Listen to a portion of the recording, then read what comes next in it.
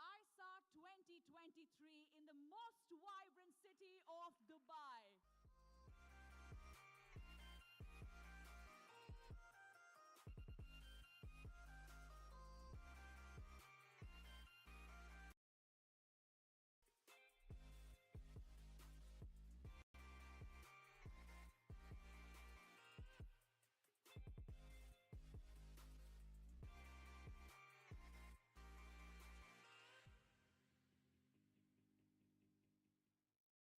Ladies and gentlemen, please put your hands together for the founder and CEO of International Institute of Influencers, the very inspiring, the visionary Dr. Shama Hussain. We are letting the people to know, जो पानी से नहाते हैं वो लिबास बदलते हैं, जो पसीने से नहाते हैं, वो इतिहास बदलते हैं.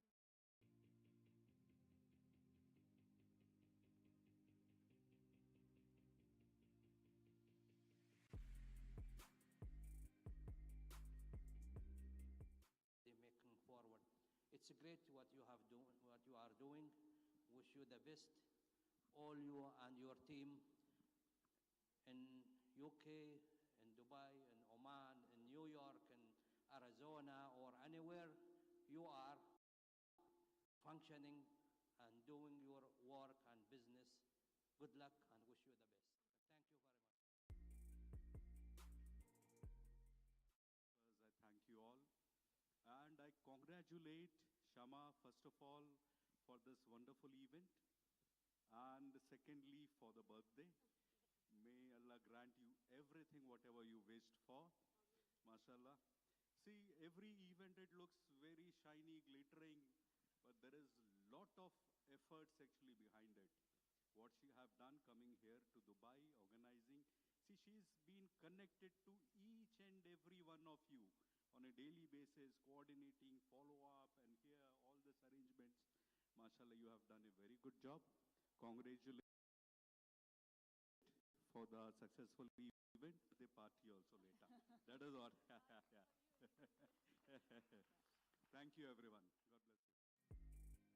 Success in whatever she does, because she's so passionate in everything what she do. And I know that she is doing everything from the heart. So, Shama, success is always standing at your feet. Thank you very much. And one more thing I would like to say, all the people who are here, all the people, they are come here only for you. Thank you. It's always a pleasure to be always associated with Dr. Shama. And I'd been traveling with her for the last 2 years whenever she started this journey. And she's like my younger sister. Whenever she gets stuck on some hurdles, she immediately pick up the phone and just call me. So I'm so happy for it, and I wish her all the very best. And I also take this opportunity to wish her a very, very happy birthday. Thank you so much, Dr. Shama, and thank you, everybody. You know, looking at the dignitaries and the superstars in this event, I have my observation that Dr. Shama has a charisma of pulling the stars from the Milky Way and creating her own galaxy, which I can see the superstars filled in this hall today. Many congratulations. Second, I would like to say that, what a perfection in everything what you do. And so I can say that, event ho to aisa ho, not aisa, aisa ho. So, this is one compliment. And second, being your birthday today, I would like to say that aaj ki taarikh ko aapne taarikh mein badal diya. So today's date is converted into history. Thank you very much. And I am truly honored to be honored by you all. Thank you. Thank you, my sister, Dr. Shama. In fact, मेरी छोटी बहन है और आज जब इनका जन्मदिन है, मैं ऊपर वाले से यही दुआ करता हूँ. All the very best.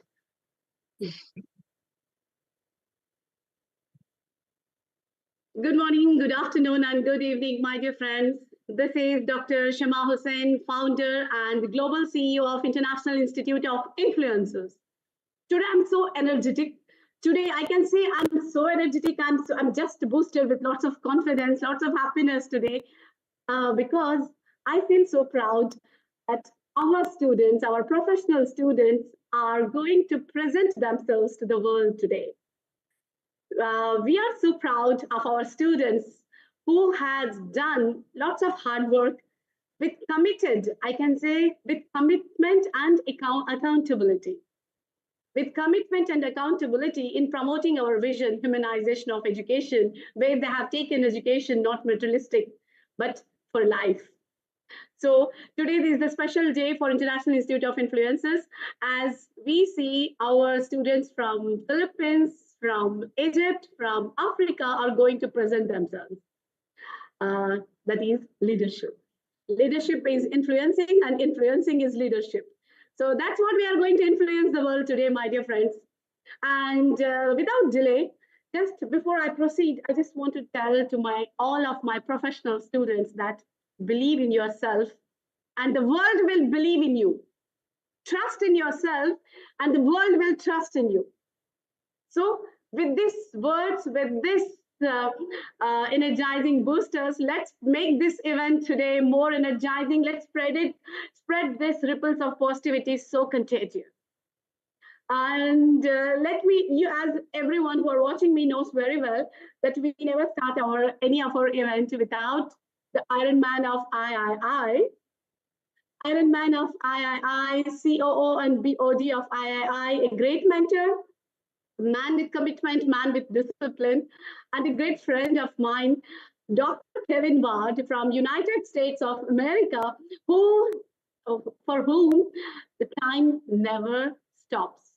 It's very early morning for him, but his discipline never stops him. His accountability never stops him. His commitment never stops him. So let me invite Dr. Kevin Ward on the stage to create energy platform, to create a high vibes energy for our students today. Dr. Kevin, we welcome you to this program today, and thank you so much, Dr. Kevin, wholeheartedly. Thank you so much for joining us. It's always an honor, Dr. Sharma, to be a part of all of what is done with III, and it's always especially an honor to see this group. I've seen many of these faces before, and learning and growing, and it's just exciting to see them once again moving forward in their learning. And on behalf of III and the board of directors and the leadership of III, it is a pleasure to welcome everyone and look forward to hearing from different ones of you, and to make this a very exciting time and launch of our International Symposium. And so thank you for being here, and I look forward to seeing everyone and see everyone smile and their energy, and that's always exciting. So thank you for being here. Welcome, and let's have a great day. Dr. Kevin, one more request from you, Dr. Kevin. Sure. We want you, as the COO and BOD of III, to welcome our very premium GCI member, Global Community of Influencers, GCI member, who has joined our family, our premium family. And she is such a wonderful personality. She has done her MBA her PhD in MBA, Management and Research Studies, and she is so influencing the world, helping everyone in studying MBA for free. She teaches them, she influences them in her time. She's spending her time in influencing, and such an amazing personality who is very quiet. I have seen her very quiet, and she works in silence. I want you to welcome her to the family, Dr. Kevin. Dr. Somali. Of course, it is an honor and a pleasure to welcome GCI members and the initiative that is moving forward. And thanks so much for being a part of the influencers and just taking those steps to move forward. And it's a real pleasure to have you as part of the family. And I look forward to moving forward and growing with you as well. Thank you, Doctor. Thank you, Dr. Kevin. Thank you so much. Dr. Somali, before we proceed further, we want to listen from you. How do you feel joining GCI? Thank you, ma'am. Dear GCI members, good afternoon, everyone. And Dr. Shama Hussain, I extend my heartfelt gratitude to the entire GCI community for the warm welcome and the honor of being a part of this esteemed global community of influencers. It is truly humbling to join such a prestigious platform alongside remarkable individuals. I want to express my sincere thanks to the International Institute of Influencers for recognizing and acknowledging my contribution to management studies and research. Your appreciation fuels my passion and commitment to making a positive impact on my society. I am excited to embark on this journey with great pride, and I look forward to contributing my best to the collective vision of spreading happiness and building influences around the world through GCI. Thank you all of your support and encouragement. Warm regards from Dr. Somali Swarnakar. Thank you, Dr. Thank you, Dr. Smalley. We also look forward to spread the happiness factor, to spread the empowerment factor, and your expertise, through your expertise as well in this world. There is a lots of things to do together. As a GCI member, we are going to influence, and we expect your cooperation and support in spreading this positivity, Dr. Somali. Thank you, Dr. Somali. Thank you. And we welcome you to our family of III, especially as a GCI member, premium GCI member. We welcome you. Thank you. Thank you very, very much, ma'am. Thank you, Dr. Kevin. Oh, you're very welcome, ma'am. We look forward to having you and working with you. Thank you. Thank you, sir. Thank you so much, Dr. Somali. Thank you. And please keep watching our students, you can see today, and their empowerment, the way they are going to influence the world today. Please keep watching us today. Done.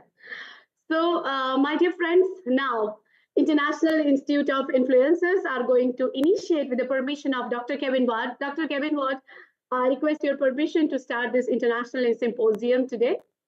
Permission granted, and with great joy. Thank you, Dr. Kevin. Thank you so much. So, my dear friends, let's start this journey of empowerment, the journey of empowerment of leadership, where we are going through the many dimensions of leadership. And let me call upon Dr. Amira. Dr. Amira, she is the professor in Saudi Arabia, working with the Ministry of Education. And Dr. Amira, she is an excellent woman of empowerment, spreading her fields in so many ways. And today she is going to speak up. Today she has, in our leadership management, she has worked in all the modules, and she wants to highlight on women leadership. On women leadership. So all the wonderful women who are watching us, please embark on this journey now, how an woman can enhance herself in leadership. So Dr. Amira, we would like to listen to you, your factors in women leadership. First of all, I would like to say many thanks for International Institute of Influencer, especially Dr. Kevin, Dr. Shama. Really, I learned a lot. I learned a lot today. I'm so happy that I acknowledge that I'm ready to influence the world. I'm so humble to send you my presentation, which already part of fulfillment of the requirement of Diploma Master in Leadership and Psychology. Today, I would like to start my topic about woman empowerment in leadership. Are you ready? Hello, Dr. Kevin. Hello, how are you, ma'am? Did you hear me? I can hear you, and you sound great. It's good to see you. Me too. Thank you. Start, Doctor? Yes, Dr. Amira. Nobody these days against woman empowerment.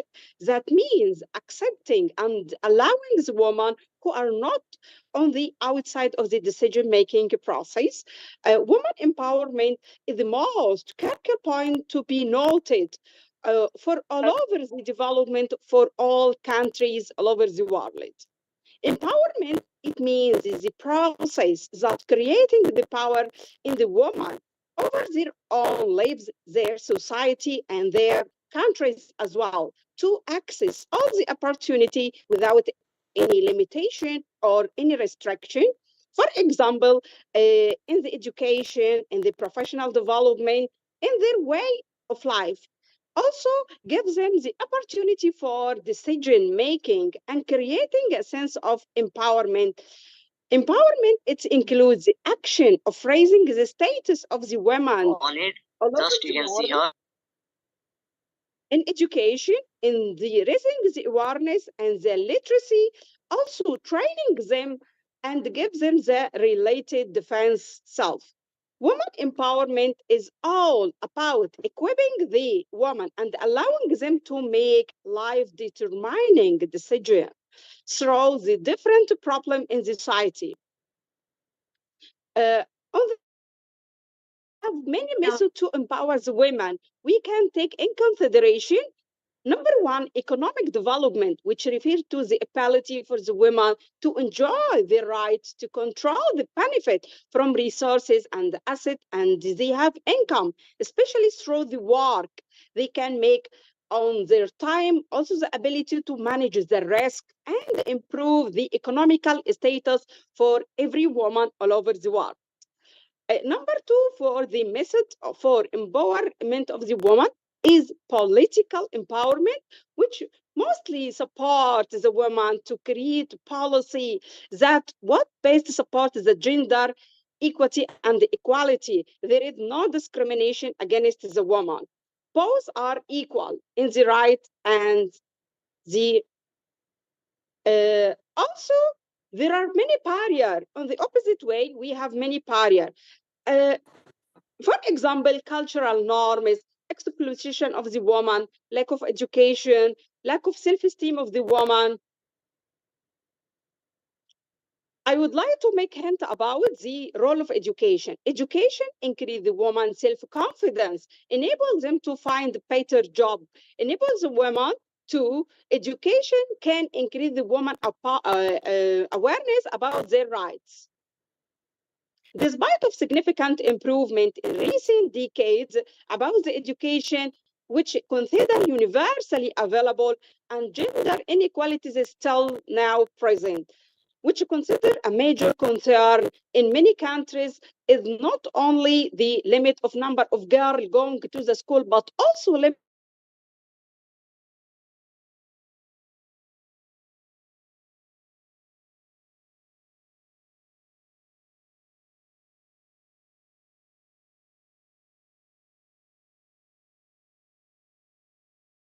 increasing the girls who go through science, technology, engineering, and mathematics. Finally, I would like to say thank you, and I'm finished. Thank you, Dr. Mira. Any question? Ito. Thank you so much, Dr. Amira. Thank you so much. So the only question that I have is, do you think women empowerment, women leadership has achieved 100% in this world? Can achieve what, doctor? Did it achieve 100%? Are women in leadership positions in 100%?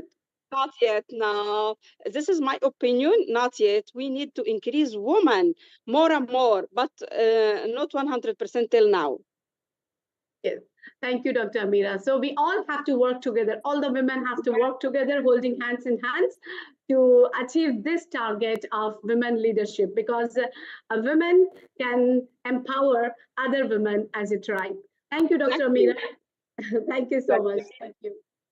So, my dear friends, I think you all have heard about women leadership by Dr. Amira. She is from Egypt, but she works in Saudi Arabia. So, thank you, Dr. Amira. Thank you for this. Thank you once again. So then, now, without delay, let me take you to another country, the Philippines. To the Philippines, and a great team is coming up with their influencing points about leadership today with the great captions. I'm not going to tell that. We have a captain here The captain is going to take up the ship, and she is a great influential leader, I can say, who is associated with the III from almost 3 to 4 years as a family. I can say our family, the students are not students, our professional students are not just students, they are our family. We're all family. We work with the family spirit, with the togetherness. That's what I is teaching to the world. And this leader, this captain today, she is an influential leader who is trying to build empowerment in the education industry. And we are so glad to have her here as our captain for our first captain today, Dr. Gloria Ben. So I feel so proud to call her always. Amazing lady, great mentor, and a great friend, and a great sister as well. So let me invite Dr. Gloria, and she will be inviting her team. Dr. Gloria, now the stage is yours. You're muted, Dr. Gloria. Okay, good afternoon, good evening, good morning to each and everyone. First of all, thank you so much, Dr. Shama, for that cordial introduction. I am very much pleased with your introduction. But let me first introduce myself as part of this first group. So I'm Dr. Gloria Vivian, Department Head of Values Education at Ramon Magsaysay Cubao High School. More than that, of course, I am likewise a gender advocate. That's why I am very much pleased as what had been said a while ago with regards to women empowerment. So to further introduce my co-team, we have here Ma'am Curly A. Barredo. And she is a teacher too, and guidance advocate likewise. And at present, teaching in senior high school, grade 12 of philosophy at Tunasan National High School. She took up master's in education major in guidance counseling. So our program is very relevant to her. Aside from that, we have also Ma'am Romana Di Guaso. She is a master teacher of North Fairview Elementary School, teaching in particular grade 3. She also had her Master of Educational Administration. Okay, another member of the group is Ma'am Liberty T. Cabanilla, a teacher 3 of Justice Cecilia Palma High School. She's teaching grade 8 and has her Master of Education, major in Educational Management. And not the least, we have Mr. Marlon Sunny A. Marcos, a special education teacher of Luis Francisco Elementary School. He's likewise the special education department chairman, just handles learners of exceptional needs both in non-graded and inclusion classes for children with learning disabilities, behavioral disorders, autism, Down syndrome, and a lot more. So he has his expertise in that field. So as we are about to discuss our topic, which is all about primal leadership.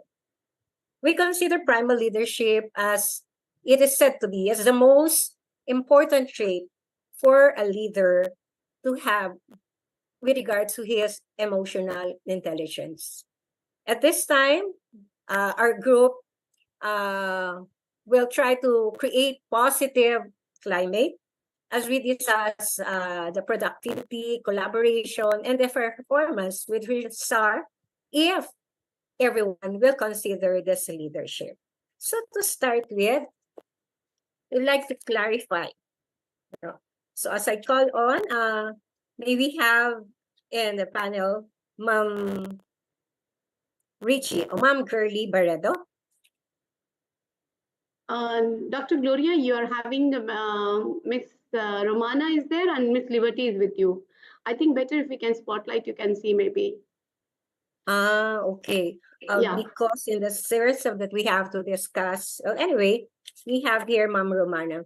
Yeah. So, Ma'am Romano, probably we can have a brief discussion of what is primary leadership. As towards you discuss what are the domain or the components needed to further consider primary leadership among us. Yes.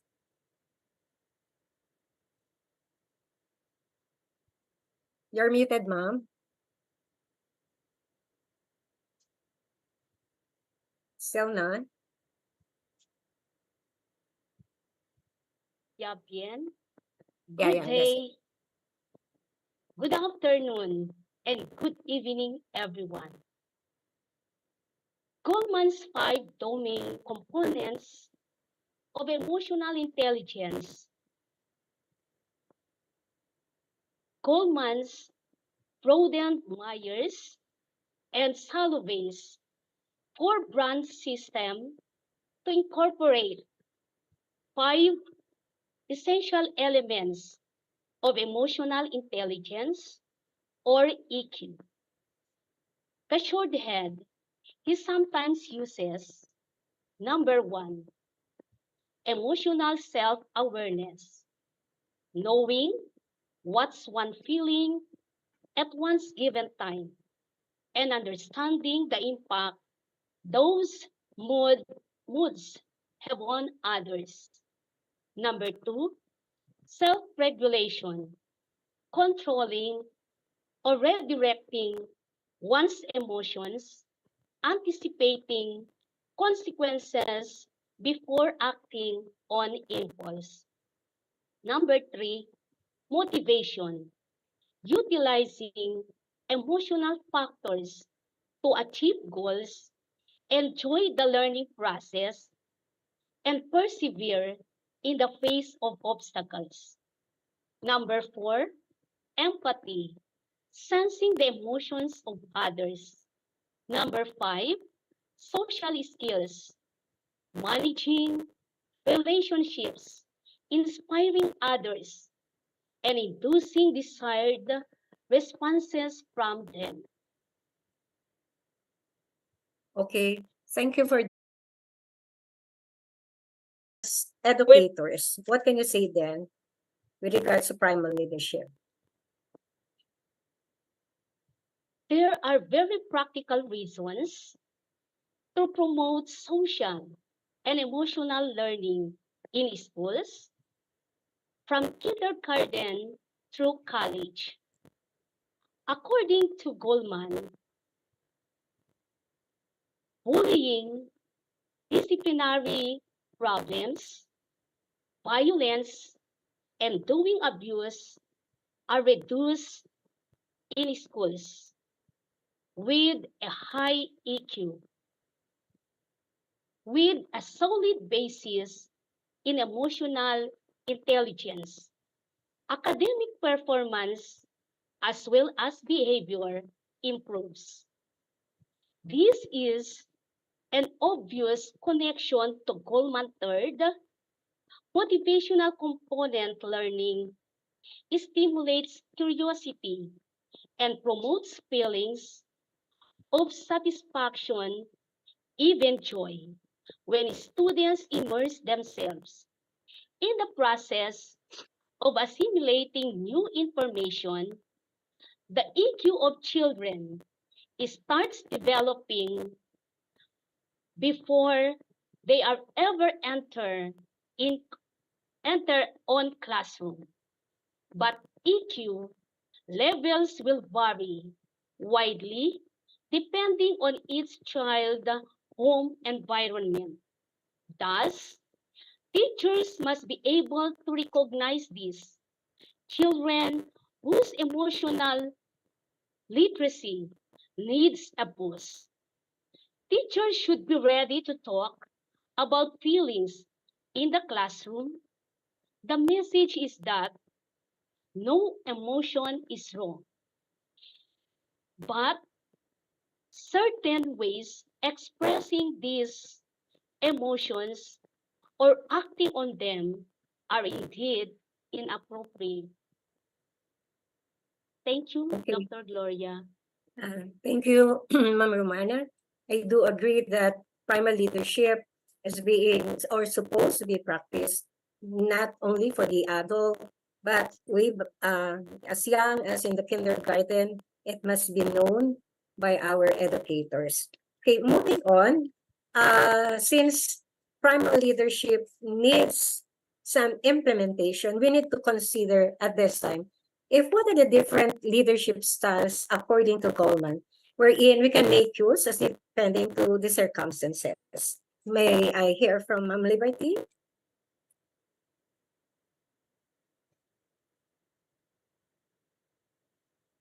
Good evening, everyone, or good afternoon. A blessed day to everyone. International dignitaries present here, International Institute of Influencer and Institute of Life Skill Technologies founder and CEO, Dr. Shama Hussein, and all leaders in different parts of the world. Good day. The topic that I was assigned to me is all about Goldman's leadership style. Daniel Goldman, an author and a psychologist whose research led him to establish the 6 basic styles of leadership on different aspects of emotional intelligence, which include commanding leadership, secondly, visionary leadership or the authoritative leadership style, thirdly, affiliative leadership style, next, democratic, pace setting, and last but not the least, coaching leadership style. We will discuss it one by one. On commanding leadership, also known as directive or coercive. This style is all about telling people what to do and when they have to do it. This is a coercive leadership style, which is best to be used in leadership when you need to fix problems that you will have to fix problem effectively and quickly. For example, dealing with difficult employees or putting out a fire at work. This is the best style to apply. The underlying emotional intelligence competencies are to drive the active or initiate self-control. When this style is best in crisis to risk around with problem employees. Planning, directing, coordinating, and controlling forces and operation in the accomplishment of the mission. Yet, the overall impact of this style is negative. Next is the commanding leadership, known as the visionary leadership or the authoritative leadership style. This is built on inspiring and motivating people to pursue a long-term vision. Authoritative leaders give their team a general direction and goal to achieve, but let them reach the goal in whichever way they deem appropriate. Growing personal bond and striving toward team well-being focus on harmony rather than result. The leader modus operandi is to mobilize people toward the vision. This style in praise is people should come to me. And the underlying emotional competencies of self-confidence, empathy, and there is a need to change the catalyst. This style works best when changes require a new vision or when a clear direction is needed, and the overall impact most strongly positive. Thirdly, the affiliate leadership style. An affiliate leader is all about the people. They want to create a positive work environment for their team members and are big in giving praise. The downside, though, is that the team rarely receive actionable advice or correction, leaving team members feeling confused and leaderless. Affiliative leadership, a growing personal bond, and striving toward team well-being and focus harmony rather than result. Leaders' modus operandi is creating the harmony and building emotional bond. This style embraces people come first. And the underlying emotional intelligence is empathy, building relationship, and of course, communication. When is this style best? To the heal that keep a team or to motivate people during stressful consequences. And the overall impact of this style is also positive. While the democratic leadership styles, which is also known as the participative, every team member has a valued voice that management genuinely wants to hear from. Workplaces are typically more flexible and collaborative, but that comes with a price. Longer, more frequent meetings to discuss everyone's opinion and hash out ideas. This style is about working together through dialogue and seeking consensus. The leader modus operandi is through participation, and they will have to come in place and ask everyone, what do you think? The underlying emotional intelligence, then, this is a collaboration, team leadership, communication. The optional effectiveness of this approach occur under specific circumstances. They build by or in consensus to get input from valuable employees. And this style is considered positive. The leader modus operandi is building emotional bond, and they will come to us. What do you think? The underlying emotional intelligence will be always communication. Comes next is the pace-setting leadership style. In this style, you walk the walk and talk the talk daily. You know the importance of setting a good example for your team and having high standard for the work they produce. Pace-setting leadership focus on performance and result, and leader acts as role model for others to follow. Excellent output is always required. A style of management or professional guidance in which the leader demonstrates by example the level of performance or quality are expected of their juniors. Pace setter or coercive leaders have their time and place, but are open to intense individualistic for daily workplace environment.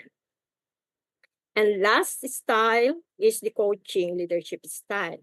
Much like its name suggests, coaching leader focus on personal development on their team members rather than meeting work-related quotas or sales goals. They work one-on-one with their employees and achieve excellence, which work well for employees who are open to improvement. What is coaching leadership style benefits? For example, let's take a look for the top benefits of this leadership style. It will enhance employee engagement, improve performance, increase creativity and innovation, strengthen relationship, leadership pipeline development. Looking on Goldsman leadership style, it's clear to see which approaches build positive company culture and when it will be weakened. Leaders who have coaching, authoritative, affiliative, or democratic style build positive cultures. These leadership styles are much more open to collaboration. They put employees first and value their opinion. Leaders who, on the flip side of a positive leadership team, can make an otherwise monotonous job enjoyable. Leaders have significant impact on not only how a workplace runs, but how it feels. While some leaders may naturally follow Goldman's 6 leadership style, they should also learn how to master others. Okay. Thank you for such detailed and comprehensive explanation of the different primal leadership styles. I do believe that with Goldman's leadership style, fostering collaboration is really needed. So thank you, Ma'am Liberty. So to continue, we now go to another discussion on how leaders can be effective as according to Daniel Goleman leadership. And to do that, may I hear from Sir Marlon? Thank you. Good day to all international leaders around the world. I am thrilled to be part of this magnificent event and I greatly appreciate it. Thank you. Going back to the question, how can a leader be effective in Goleman's leadership style? I think in order to be effective in the coaching leadership style of Goleman's leadership styles, leaders should have frequent conversations with team members to identify which setbacks they're experiencing and how the leader can contribute to helping the team members develop. Great leaders adapt to the circumstances and use multiple leadership styles.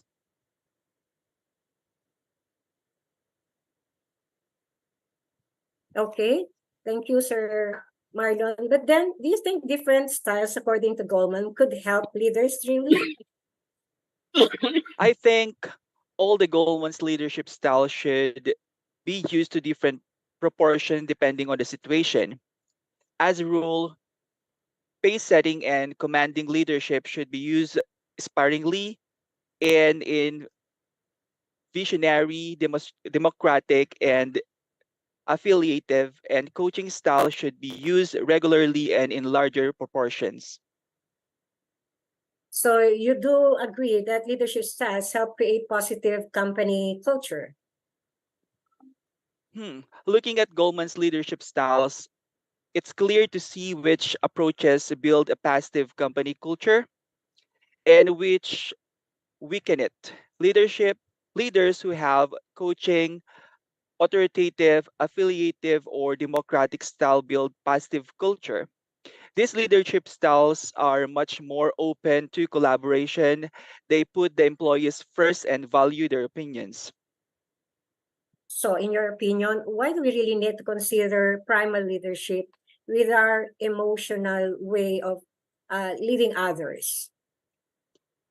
According to Goldman, leaders need to make sure that not only is he is regular in optimistic, authentic, high energy mood, but also that through his chosen actions, his followers feel and act that way too. Managing one's inner life is not easy. Of course, for many of us, it's our difficult challenge, and accurately gauging how one's emotions affect others can be just difficult, right? The implication is that primal leadership demands more than putting on a game face every day. It requires leaders to determine through effective analysis how his emotions leadership drives the moods and action of the organization, and then with equal discipline to adjust his behavior accordingly. Okay, I guess such kind of leadership is very implementable in a way how you deal with your co-teachers in your department. Thank you so much, Right. Sir Marlon. So moving Thank you. on, let us finally have a recap of what primal leadership is and what are said to be the 5 domain components that we need to remember nowadays, especially with our concerns with our social, emotional conditions in the school. So can we hear from that, Ma'am Girlie Baledo? Ma'am, you're muted.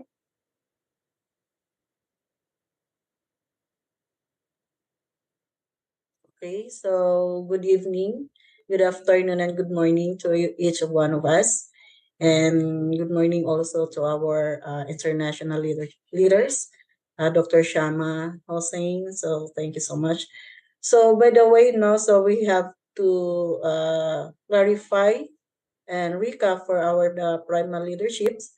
So this one is everybody knows that this leadership is this is the concept introduced by Daniel Goldman and also his colleagues that focuses on the emotional intelligence and the leadership skills that are essential for the effective leaderships. Okay, so there are the five domains of primal leadership, which is the self-awareness and self-regulation, motivation, empathy, and the social skills or the social awareness and relationships of management.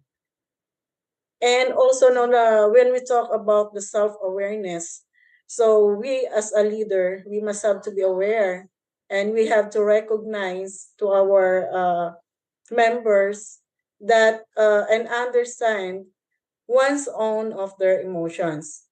What is the importance of it? Self-aware leaders are better able to understand how their emotions influence their behavior and decision making. So it means this awareness is the crucial for effective leadership. The second one is the self-regulations. What is self-regulations? So meaning it is the managing and controlling one's own emotion. It means that leaders who can regulate their emotions are more likely to remain calm and composed in challenging situations.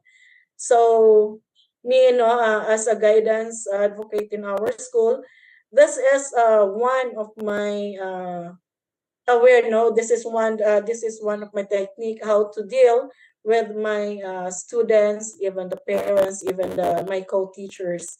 So we have to be aware the emotions, and then and also to remain calm and composed in challenging situation. Okay, so this ability helps create a positive and a stable work in our environment. Okay, the third one is the motivation. How to motivate, how we are going to motivate our leadership, no? So the motivation is being driven to achieve goals and persistently working toward them. So what is the important it is? Okay, so the motivated leaders, it's inspire and energize their teams. So as a leader, we have to all the time to tap their situation. We have to know, because sometimes we don't know that our subordinates is already shocked the way we handle them, the way we treat them. Okay, so they also set high standard and are committed to achieving excellence, which can positively influence organizational performance. Okay, so the fourth one is the empathy. Empathy also is one of the important as a primal leader. So what is the meaning of empathy? It means the understanding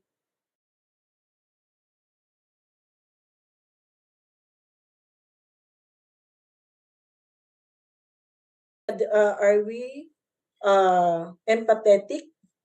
No. So empathetic leaders, which means is connect with their team members on a personal level. Okay, so fostering the sense of a trust and collaboration. It means these emotional connections contribute to a positive and a supportive work culture. And the last one is the social skills. So social skills, how do we handle social awareness and a relationship of our management as a leader. Okay, so what is this? Social skills means this is an effectively navigating social situations, including understanding others' emotions and building positive relationship.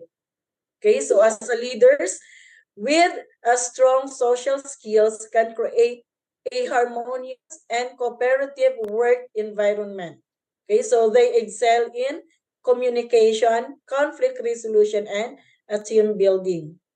So in the five domains now of this primal leadership, this is the interconnected and the contribute to an emotionally intelligent leadership style.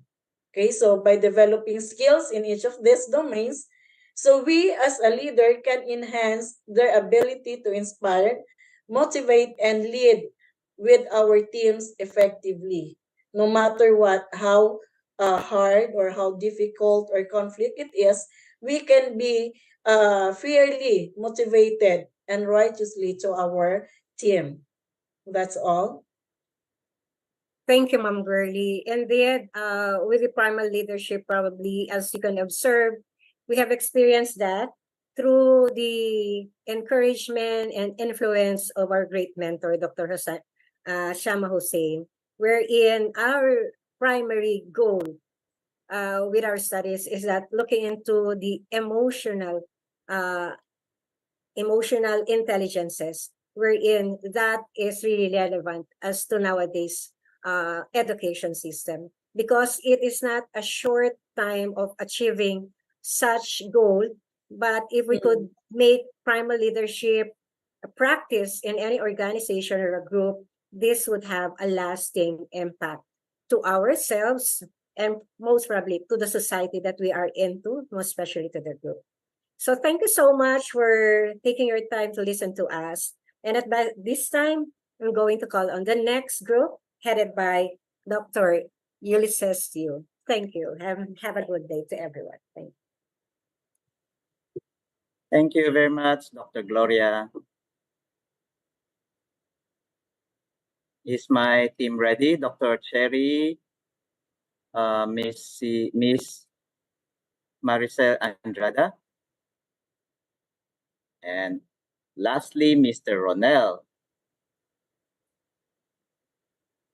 Ronel Batista on. Yeah, Dr. Yulai, you can start now. Then after, Okay. yeah. Thank you very much. Good evening, ladies and gentlemen, distinguished guests, and esteemed colleagues, to our great mentor, Dr. Shama, and to my very able and powerful team, which is composed of Dr. Cherry Folosco. Folosco is a licensed and experienced school psychologist, resource specialist, generalist, school psychology, life coach, mindfulness, who received the International School Awards ISA 2023 as Outstanding Educational Administrator held in Bangkok, Thailand. Ms. Maricel Andrada, Teacher 3, West Fairview High School, and Mr. Ronel E. Batislaon, Teacher 2, Malapatan National High School. And yours truly as moderator, Dr. Ulysses Yu, presently the elementary and high school Chinese supervisor at St. Stephen's High School, Manila.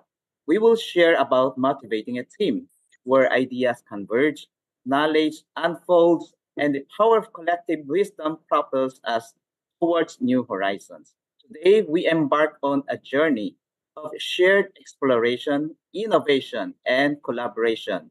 Let the symphony of intellect commence. Our journey begins with a profound examination of the characteristics that distinguish an effective team. In the realm of collaborative efforts, certain attributes and stand out. So without further ado, let us welcome Dr. Foliosco as she helps us explore the characteristics of an effective team. Thank you, Doctor. Life was that inspirational and motivational introduction to our team. This is it. Hope we can deliver this wholeheartedly from our motivational, inspirational characteristics of an effective team since we are in here this symposium. Really greatly appreciate Dr. Shama for having us here to deliver our part or topic. This is the characteristic of an effective team, which is shared commitment, common goals, and high levels of satisfaction from being part of it, which is added by an awareness of each other's strengths and skills, which additionally capable of solving problems and interest to act, and which produces high quality results. So from this characteristics are that is an interrelated. In their presence contributes to a team's ability to perform well and achieve its objectives. Effective teams often demonstrate a combination of these traits to foster a collaborative and productive working environment. So if you have any questions, just let me know so we can discuss on that. Thank you, Dr. Foliosco, for an eloquent and impactful delivery, turning our topic into a memorable experience for all. Understanding and embodying these characteristics lays the groundwork for a cohesive team that can navigate challenges and achieve collective success. Teams, no matter how well organized, can encounter obstacles along their journey. It is imperative for leaders and team members alike to recognize the subtle signs that indicate the team may be facing challenges. Let me now give the floor to Ms. Maricel Andrada to elaborate on this. Ms. Andrada, the floor is yours. Hello. Hello, Dr. Lee. Am I loud and clear? Yes, very clear. Okay, thanks, Dr. Yuli. At this juncture, please allow me to share the signs where teams get stuck, which ends up to ununited teams. The first one is a loss of energy or enthusiasm, which you feel that you are doing is a waste of time. Next one is a sense of helplessness, which someone may feel that he or she does not belong to the group and no one can help her or him. The next one is the lack of purpose or identity, which sometimes we don't know why we are doing this or that thing because we have no clue on what you are doing from the start. The next one is listless, unconstructive, and one-sided discussions without candor. Means nobody wants to talk about what's really going on. So in team, we need to stand up and talk about a problem and also end up with solutions. Fifth one is meetings at which the agenda is more important than the outcome, which means it's all show and tell for the boss. Yes, an agenda is important because it will lead us on the way on what we are going to do, but always remember that a positive outcome is a measurement of success. Sixth, cynicism, mistrust, which ends with I knew this teamwork stuff was a load of crap. This is a self-centered thing in which you always take the full responsibility and you end up burned out. And lastly, interpersonal attacks made behind people's back and to outsiders, which like the situation of Dave has never pulled his own weight and never will. So for us, in teams, we should never gossip. If you have problem with your teammate, say it directly to him or her with empathy. Let's understand where we're coming from and never put your own interest first for our team to be successful. That's all, Dr. Lee. Thank you very much, Ms. Andrada. My heartfelt gratitude for your captivating speech. Your words resonated powerfully, leaving an indelible mark on our topic in this symposium. To wrap it up for this topic, whether it be a breakdown in communication, a lack of innovation, or a decline in morale, identifying these signs early empowers teams to proactively address issues and realign their efforts for continued success. Motivation is the heartbeat of a thriving team. We will explore the top 5 drivers that contribute to sustainable engagement over the long term. Mr. Ronald T. Batisla, you can take it away. Thank you for that, Doc Yuli. Good day, everyone. Every successful organization has a motivated and engaged workforce, which means success comes from fostering a strong organizational culture where employees feel appreciated, trusted, and respected. Now, here are the top 5 drivers of sustainable engagement. Now, let's start with leadership. Leadership is effective at growing the business or organization, and it shows sincere interest in employees' well-being. On the other hand, we have stress, balance, and workload, where this has to be a manageable stress levels at work, and there has to be a healthy balance between work and personal life.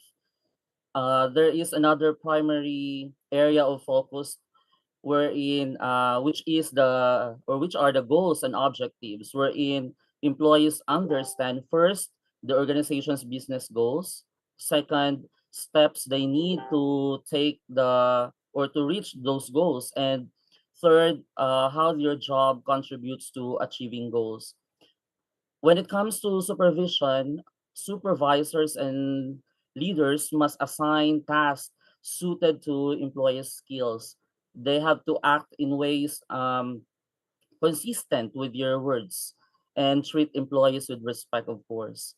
And the last one, organization's image. This should be highly regarded by the general public, and organization must displays honesty and integrity in business activities.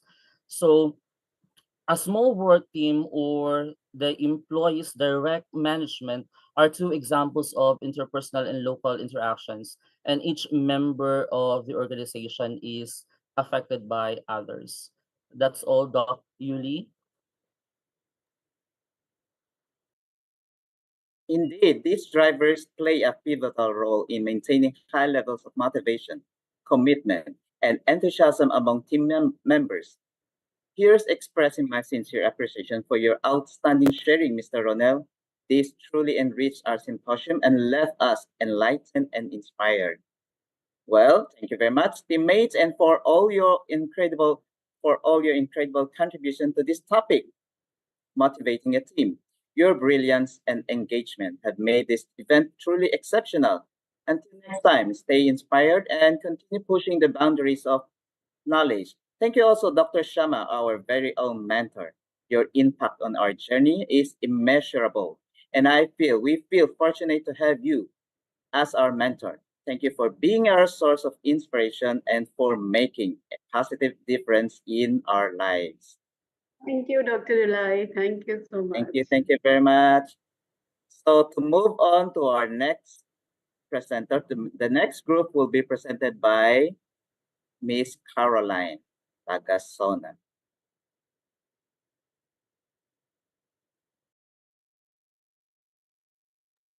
Ma'am Caroline, you are muted.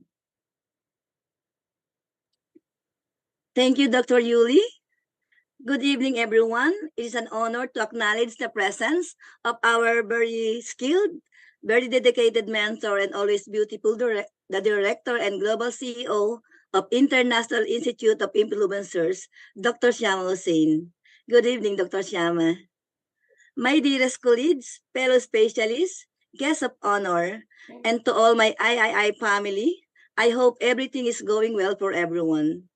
My name is Caroline D. Bagasona from Justice Cecilia Munoz Palma High School, your tonight moderator. And it is my pleasure to welcome you all to this International Symposium in Diploma in Instructional Management and Psychology. Tonight, we are gathered to filled by so much knowledge as we listen to some insight to be given by our panelists. And we will be taking about some leadership skills and activities. Okay, let me start with this quotation from Simon Sinek. He once said that leadership is not about being in charge.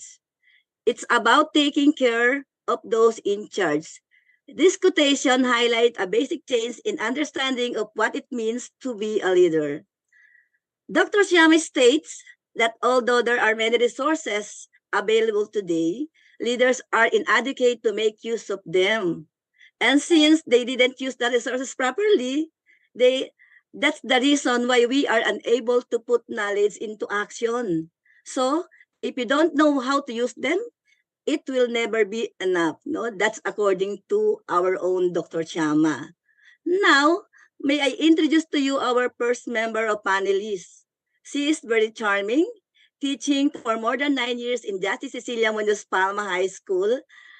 Without further ado, I will give you one of our experts in leadership, Miss Janice Tagasling. Hello, Miss Janice. Could you give Miss Caroline. Hello, could you give Miss Janice a brief overview of your expertise in leadership skills? Hello, Miss Caroline. Hello, Dr. Shama, and to all here, a pleasant evening to all. You know, Miss Caroline, there is a line of Dr. Shama that always reminds me. She says that if you think you are a loser, you will become a loser. And it means that you are an unfaithful leader. It's truly sincere that if you declared that you were the winner, you will be the winner. So now we are here to remind us what a good leader ought to be. Like President Abraham Lincoln of United States, he is the greatest inspiration. He was among our most sincere leaders. Also, Martin Luther King Jr. once said that we must accept finite disappointment but never lose infinite hope. In order to effective to lead and to manage the teams or organizations, leaders take part in range of activities. These are a variety of tasks that might change based on the field and particular situation. First, we must develop our leadership abilities. Reflecting and identifying the skills is one important task.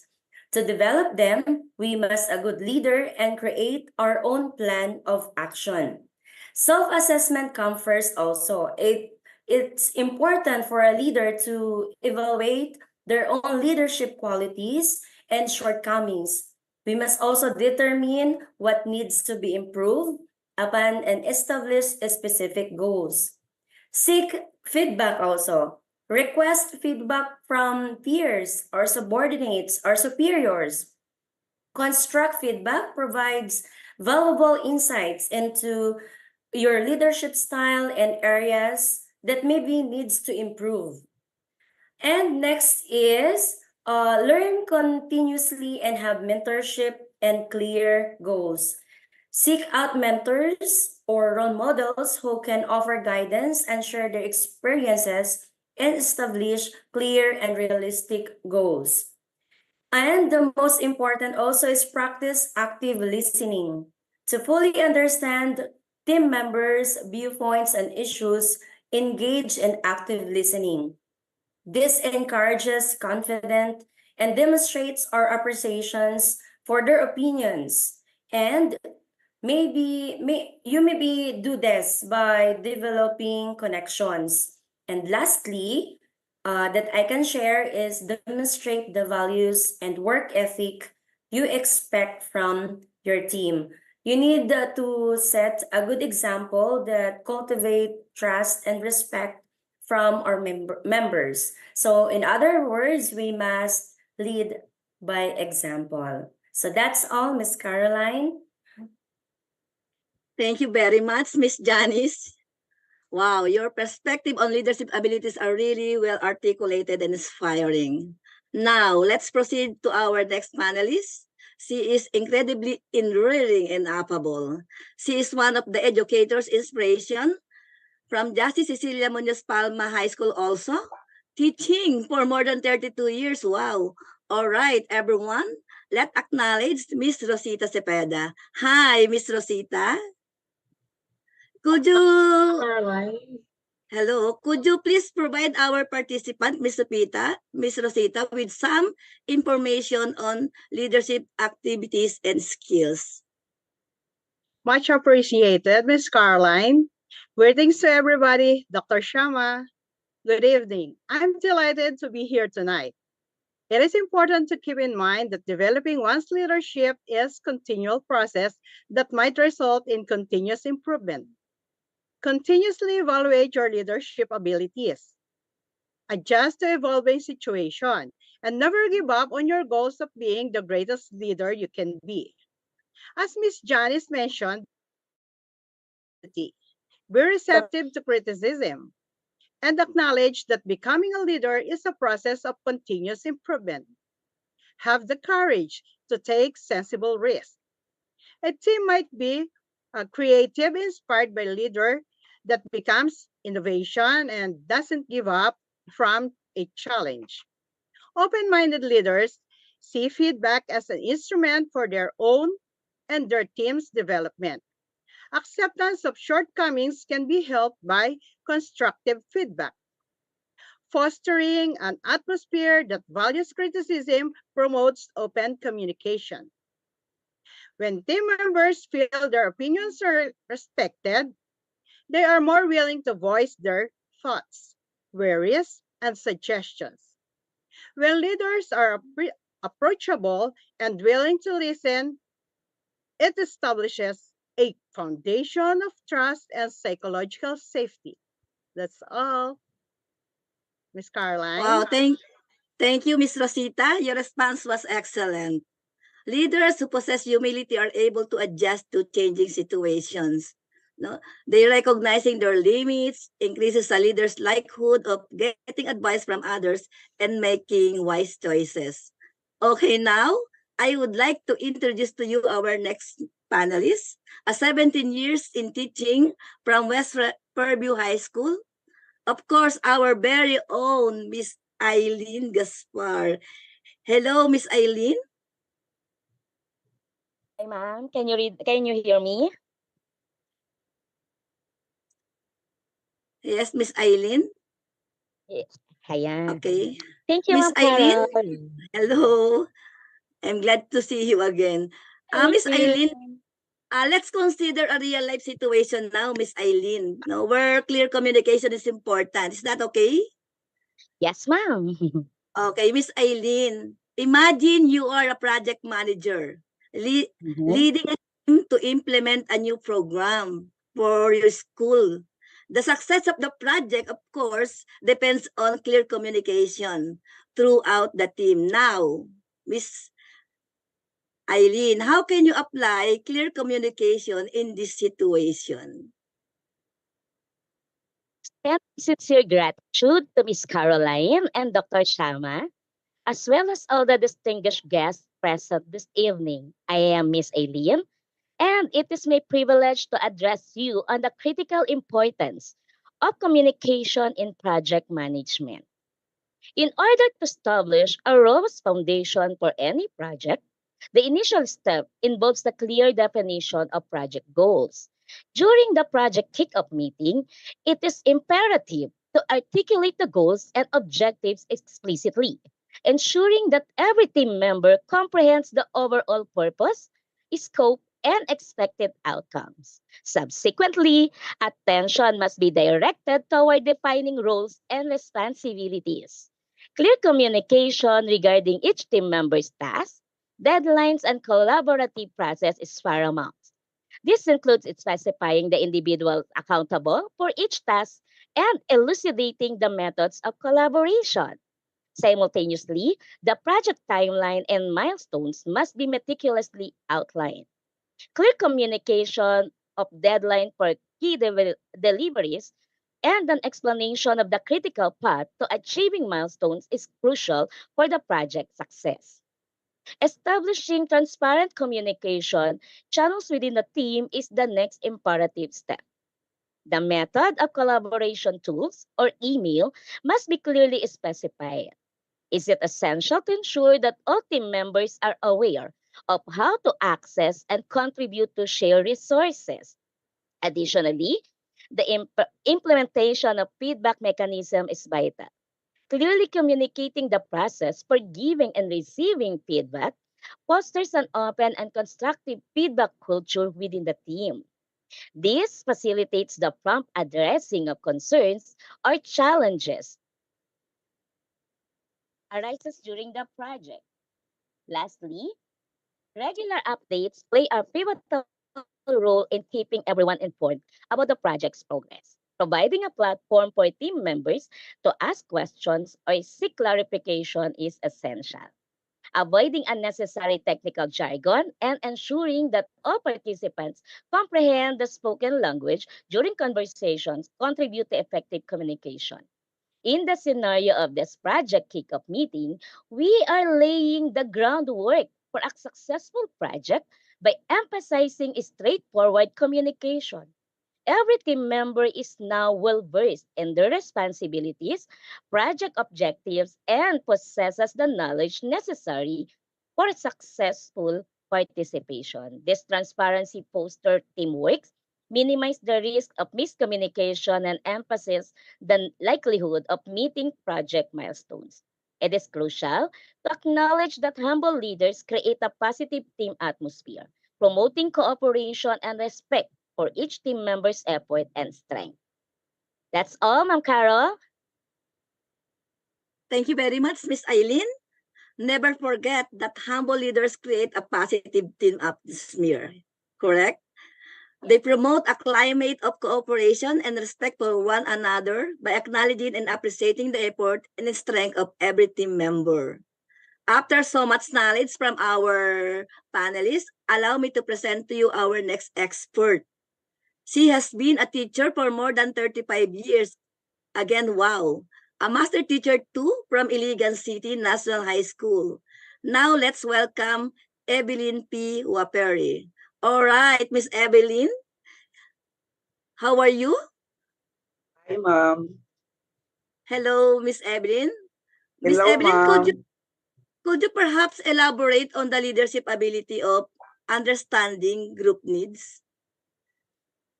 Do you Hello, understand, everyone. Miss Evelyn? Yes, Okay. ma'am. Okay. Thanks, Miss Caroline. An essential component of good leadership is recognizing and meeting the needs of the group. A leader may establish an atmosphere that is both productive and beneficial for their team by understanding the distinct needs, motivations, and dynamics inside the group. It's a continuous process that calls for empathy, active listening, and dedication to creating a welcoming environment inside the group. A leader may improve the team morale, cooperation, and overall performance by attending to these demands.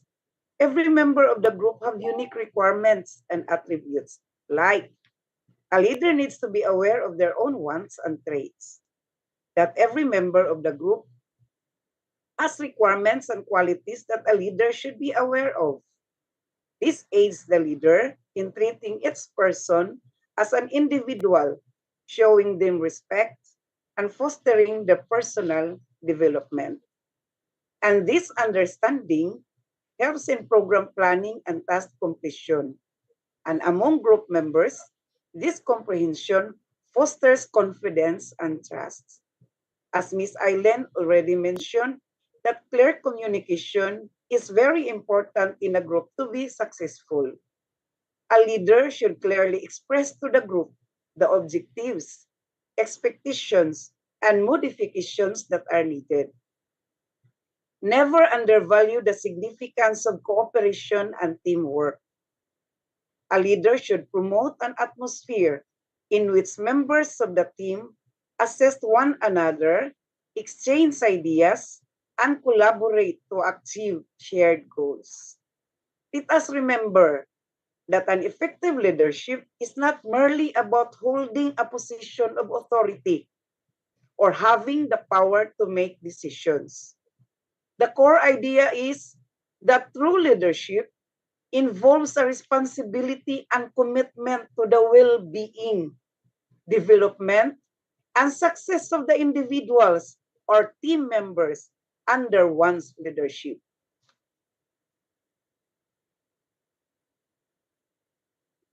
Wow, what a nice sharing, Dr. Evelyn. As like what I said before, as Simon Sinek said, a leader is someone who simply gives orders and expect compliance. Instead, they actively support and nurture those in their charge. So that's why the leadership is very important. So, okay, thank you all panelists. I can say that this sharing is very fruitful and so much learning from our expert. Now, let me end this theme with this quote from John C. Maxwell. A leader is one who knows the way, goes the way, and shows the way. Okay, goodbye everyone. And now I introduce to you the next team, led by Miss Gina Cristobal. Hello, Miss Gina Cristobal. Hello, Dr. Caroline. Good afternoon, good evening, and good morning to everyone who is with us today, as well as those who are watching us. May I call on my team member? We have Dr. Mercy Duque. We have also Ma'am Erlinda Amparo, Ma'am Leia Rose M. Orellaneda, and Ma'am Jamalia M. Jamail. In today's time, what level do women have in leadership positions? So that's a big question for us women leaders. What do the statistics say? Did we already achieve the target of a 100% empowering women in leadership? What a big question. We believe that women are powerful agents of change, and the far-reaching benefits of diversity and gender parity in leadership and decision-making are increasingly recognized in all areas. What is the evidence? Women as leaders and decision makers at all levels are critical to gender justice and gender equality, and to furthering economic, social, and political progress for all. Dr. Amira has already given us some gist of women's empowerment in leadership. To give some add-ons on the role of women in leadership, may I present to you our panelists, the team Transformational, the unstoppable, the motivating, impactful, inspiring, and determined women of International Institute of Influencers. We will start with Dr. Mercy D. Duque. Is Dr. Mercy already on the spot?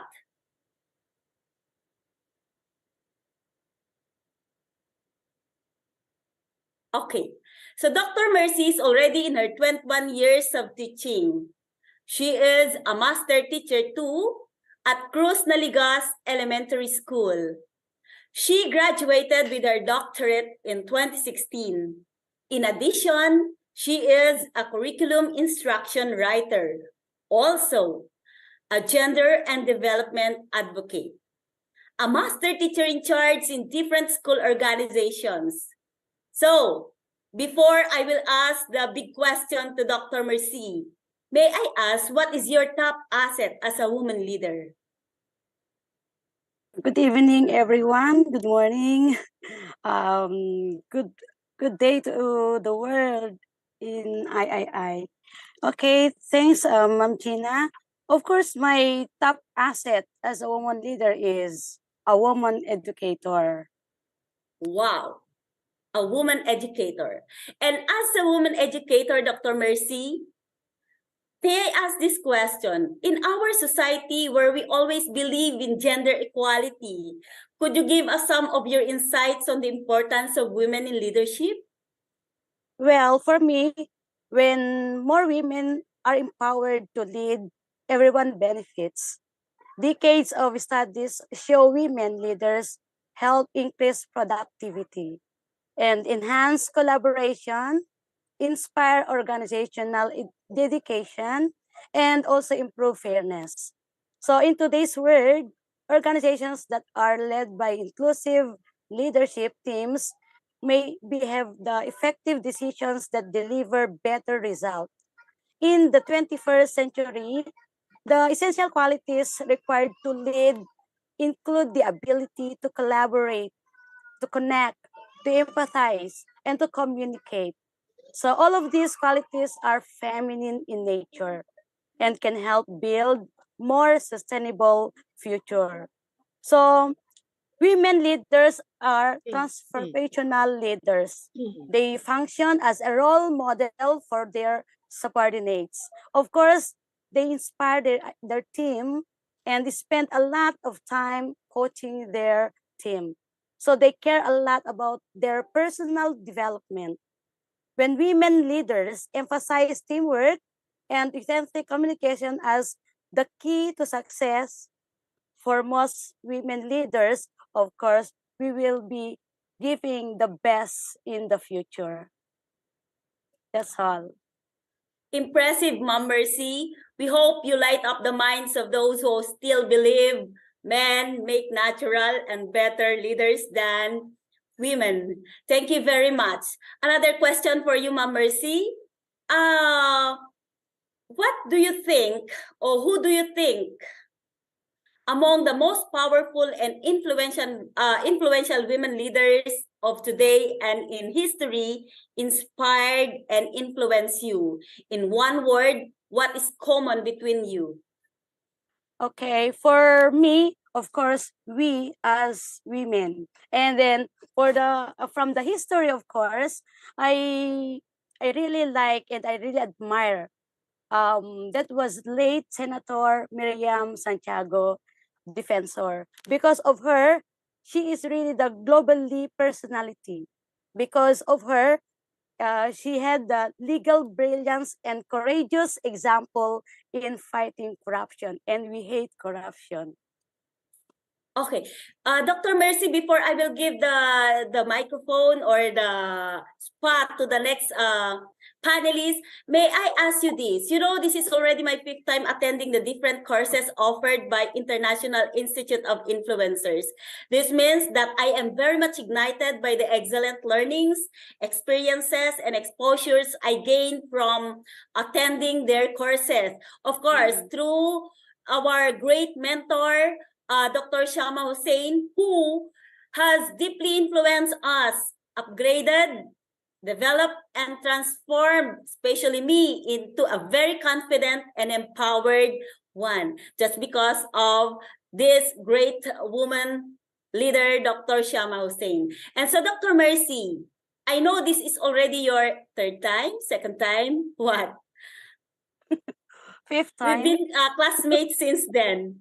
So may I ask this opportunity, or may I take this opportunity to ask you to share at least 1 or 2 sentences with your experiences with the training in the International Institute of Influencers?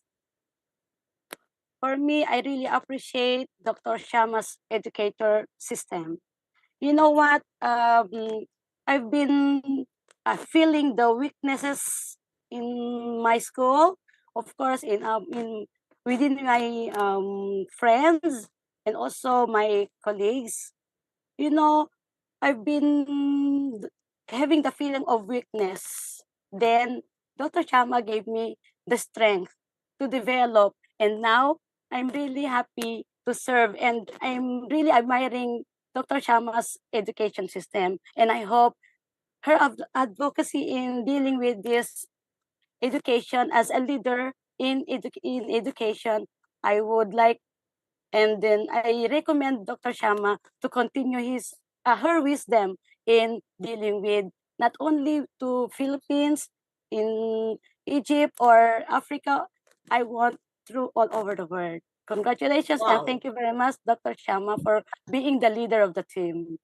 Excellent, Dr. Mercy. Okay, now may I introduce to you the next panelist who will give us her insights on the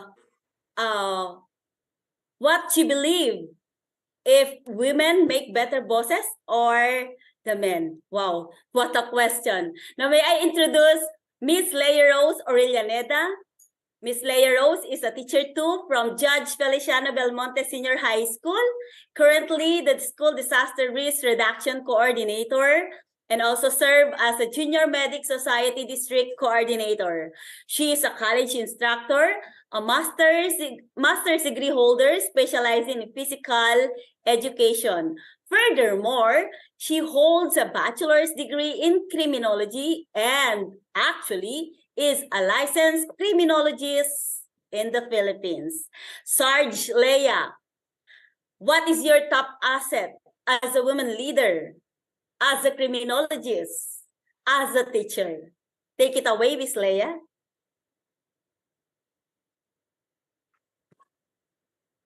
Miss Leia. Is muted. Ma'am Leia, you're muted.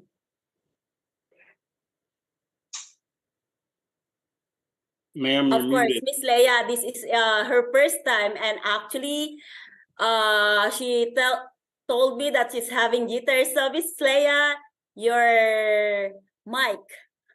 Okay. Please. Good evening, everyone. Thank you so much, Ma'am Gina Cristobal, for your wonderful introduction. And also, good evening, Dr. Shama Hussein. My top asset as a woman leader is perseverance, because it drives me to overcome obstacles. Now, I've already learned and persist in the face of challenges. Yes, Miss Leia. Thank you so much. And as a persevered woman, do you believe that women make better bosses? I believe that women make better bosses than men. And I do hope that this answer or this discussion will not create negative or violent reactions from men. No? So for all the participants here, I hope that this will not create any violent reactions when I say I do believe that women make better bosses. So why? Because they often excel as managers by engaging their subordinates and multitasking effectively.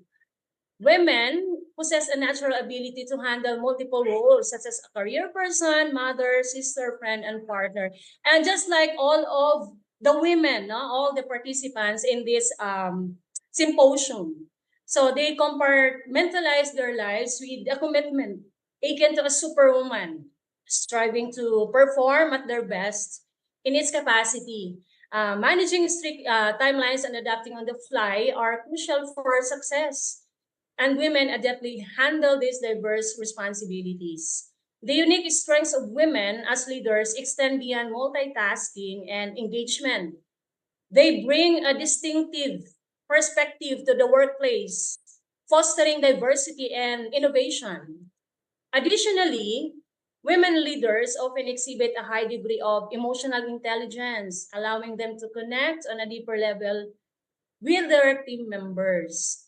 This emotional acuity enables them to navigate interpersonal relationships with empathy and understanding, creating a positive, harmonious work atmosphere. So, in essence, the varied and multi-dimensional strengths of women leaders contribute significantly to the overall success and resilience of the organizations they lead. That's all, ma'am. Thank you. Wow, what a powerful remark, Miss Leia. I hope that our brilliant male leaders out there who are watching right now will not take it against us women, and that they agree with what you just said. And just like my question to Dr. Duque, Miss Leia, among all the inspired, powerful, and influential women leaders of today and in history, who inspired and influenced you, and what is common between you? Actually, we have the same answer with, I have the same answer with Dr. Mercy Doque, no? So, it's former Senator Miriam Defensor Santiago, because of her strong spirit and powerful way of speaking, which has made a lasting impact, no, to all of us and the entire nation of the Philippines. And the common thread that describes us is resilience. Exactly, Dr. Miss Leia. And now, I know this is your first time attending International Yes, Institute of Influencers, right, Miss Leia? Yes, ma'am. Yes. So may I take this opportunity to ask you also to share your experiences with the training under International Institute of Influencers, please? Okay. Actually, first and foremost, I would like to thank you, Dr. Shama, for giving me the opportunity to learn and to expand my horizon. And also, I've gained valuable insights from this training, acquiring a comprehensive understanding, most especially in about leadership and organizational behavior. So there are a lot of learnings that I've gained from this training, and also it is a sincere gratitude to Dr. Shama. Thank you so much, ma'am. Thank you, Ma'am Leia. Spread the good news. Spread I. Okay, and now may we have this time Miss Erlinda Amparo. Miss Erlinda Ordang, as she fondly called, is my friend. And just like me, she holds an assistant school principal position at Judge Feliciano Belmonte Senior High School. She is a member of the 55th Philippine Air Force Auxiliary Search and Rescue Team. Grabe. She is the division representative as swimming technical official in the regional and national athletic meet. She is a local dragon boat coach, also officiated in local and international dragon boat races. She is an avid hiker of nature, open water diver, swimming and adventurer, a wife, and of course, a mother of 3 gentlemen. Miss Dang, Yes. what is your top asset as a woman leader?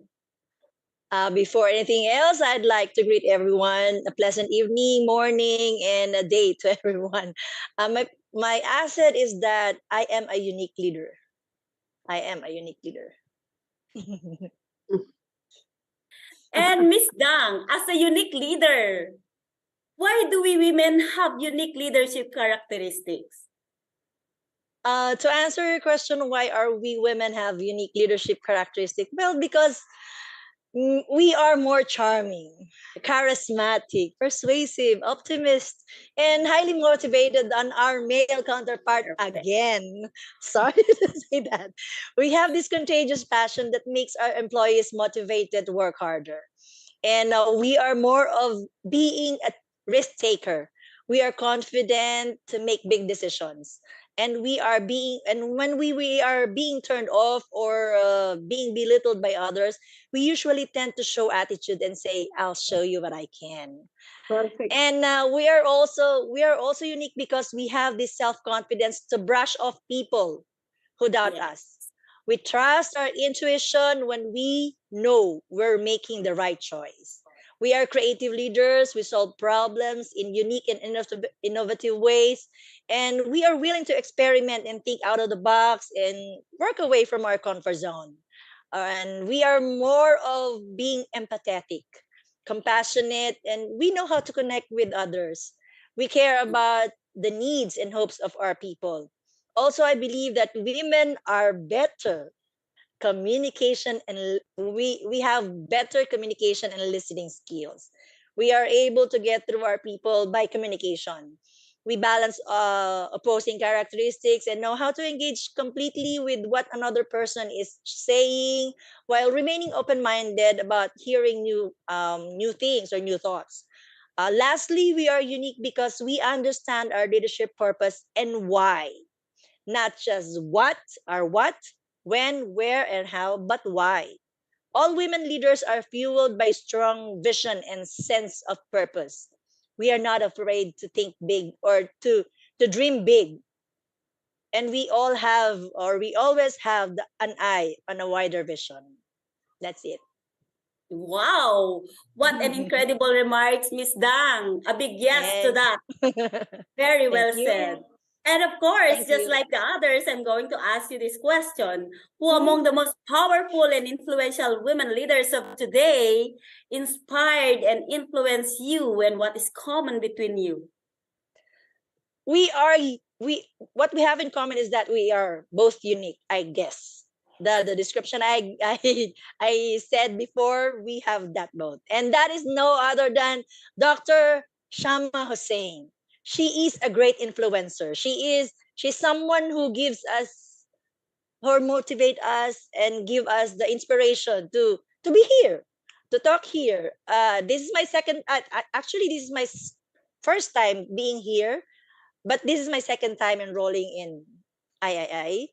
And the first time I got scared when they asked me to be also in things as this. I got scared, but now I am more courageous, and I am willing to influence others as well. Why not? I need to soar high. Yes, I saw that, Miss Dang. And so may I take this opportunity, Miss Dang, to ask you to share your experiences with the training of International Institute of Influencers. Each time I attend, I'm getting more excited. I'm getting more motivated. I'm getting more interested. So I wanted to share the same feeling with others. I wanted to share what the influencers are doing. What are we doing? I wanted to share others that we are here. There are people like us. There are people like us who are willing to um, to give them also what we have already. Yes, That's it. that's right, Miss Dang. Thank Impressive, you. Miss Dang. Thank you so much for giving us your insight and, of course, your powerful remarks. I hope that we inspire all the women out there to be unique in our own way and show it to the world. And now, may I call in our last but not the least panelists who will share with us the barriers for women in leadership position. She is Miss Jamalia M. Jamail. Miss Jamalia is a Filipino Muslim. She is an academy professor who is often called Mom Jenny by her students. Mom Jamalia is also an accountant. Actually, she is a supervisor and has a degree in Master in Business Administration. She is an environmentalist and entrepreneur. What is your top asset, Mom Jamalia, as a woman leader? Could you share us? Okay, so good evening, everyone. So, good evening, Dr. Shama. Assalamualaikum. So, for me, I describe myself as I am cheerful and optimistic. No matter what happened, I try not to get every little things in life get into me. And I'm also known for my positive attitude at work. I look challenges as an Despite opportunity those to be assets, Miss Jamalia, do you still have barriers when it comes to being empowered or be in a leadership position? Yes, of course. Unfortunately, it was not settled, especially when you are a Muslim. So there are a lot of things that barriers for us Muslims when it comes to leadership. So Islamic law has traditionally prohibited women Muslim from being freed leaders and head of the state. A small number of Muslims today are beginning to the challenge of this stance, but they face considerable positions from broader Muslim community. So for me, that is the barriers that I can see aside from those things that what's this discussing by others. So one of those things that come to my mind is when it comes to religion. Beginning to the challenge of this stance, but they face considerable from broader Muslim community. Yes. Okay. Do you have any questions, or do you want me to anything to discuss more about barriers of women's in leadership, or do you want me to make it short as is? Indeed, Miss Jamalia, you have already given us some of those barriers, and I hope that with those barriers, we still we keep going, we keep soaring, we keep influencing because, we are empowered. And with Yes. the International Institute of Influencers, I know time will come, all women will be empowered, Miss Jamalia. Okay. So, Miss Jamalia, among those powerful and influential women leaders of today, of course, you will not be got spotted without answering this. Who inspired Okay. and influenced you, and what is common between you? The same answer with, I think Miss Leia is the one that answers last. So for me, it's Dr. Shama. I really admire her for empowering women, and I like her styles, and she cares for women, and she also can work with a diversity of people, diversity of women, including diversity of beliefs, religion. So I like her style.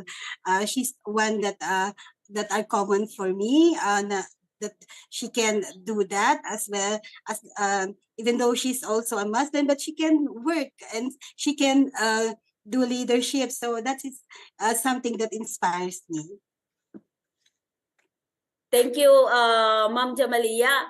I know, is this your first time, Ma'am Jamalia, attending International Institute of Influencers? Actually, this is my second time. Oh, second time. So But as this your is my second first time with time, Michelle. what are the experiences that you have gained under International Institute of Influencers? I'm so happy to meet you all. I felt that I am empowered. I learned a lot with these programs, and I feel that it's something that developed my skills and on the opportunity of meeting more empowered women, especially Dr. Shama. I've learned a lot of this.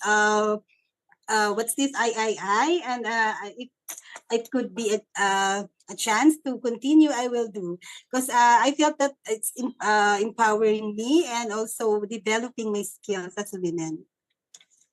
Thank you so much, Ma'am Jamalia. And again, dear classmates, Dr. Shama, and to all the watchers over there, I hope you were inspired by all those with all those what they shared with us as women. Okay, so may I call on now the group 5 under Ma'am Realin R. Del Rosario. Ma'am Realin. Thank you, ma'am. Yes Take it po. away. Thank you, Ma'am Cristobal. Hello, Dr. Shama. Good evening. I would like to take this chance to say thank you in advance for this big opportunity for us. A blessed day, everyone. I hope everything is going well. I have the honor of moderating this symposium. My name is Realin Del Rosario, guidance and a mental health advocate and a teacher from Philinbes Alabang Elementary School, Muntinlupa City. Looking forward for having a great time. So today or tonight, we will discuss one of the methods we are learning in the field of education. A group of subject matter specialists will be speaking to us. But before we meet our active panels, I would like to start by giving a short insight into a servant leadership topic. Okay, so servant leadership is a style based on the desire to serve and to give to your community. Servant leadership was coined by Robert Greenleaf. Greenleaf said about it that the servant leader is servant first. So it begins with a natural feeling that one wants to serve or to serve first. Then a conscious choice brings one to aspire to lead. And then the difference manifests of it itself in the care taken by the servant first is to make sure that the other people's is the highest priority needs are being served. Okay, and now to have more ideas and information about it, we choose the best of questions to answered by our panel. So the first one is the greatest challenge to servant leadership. Okay, the questions are over the years, have you come across something that is particularly challenging about servant leadership? And what do you believe leaders find to be the most difficult part of practicing servant leadership? Let us get started without further ado.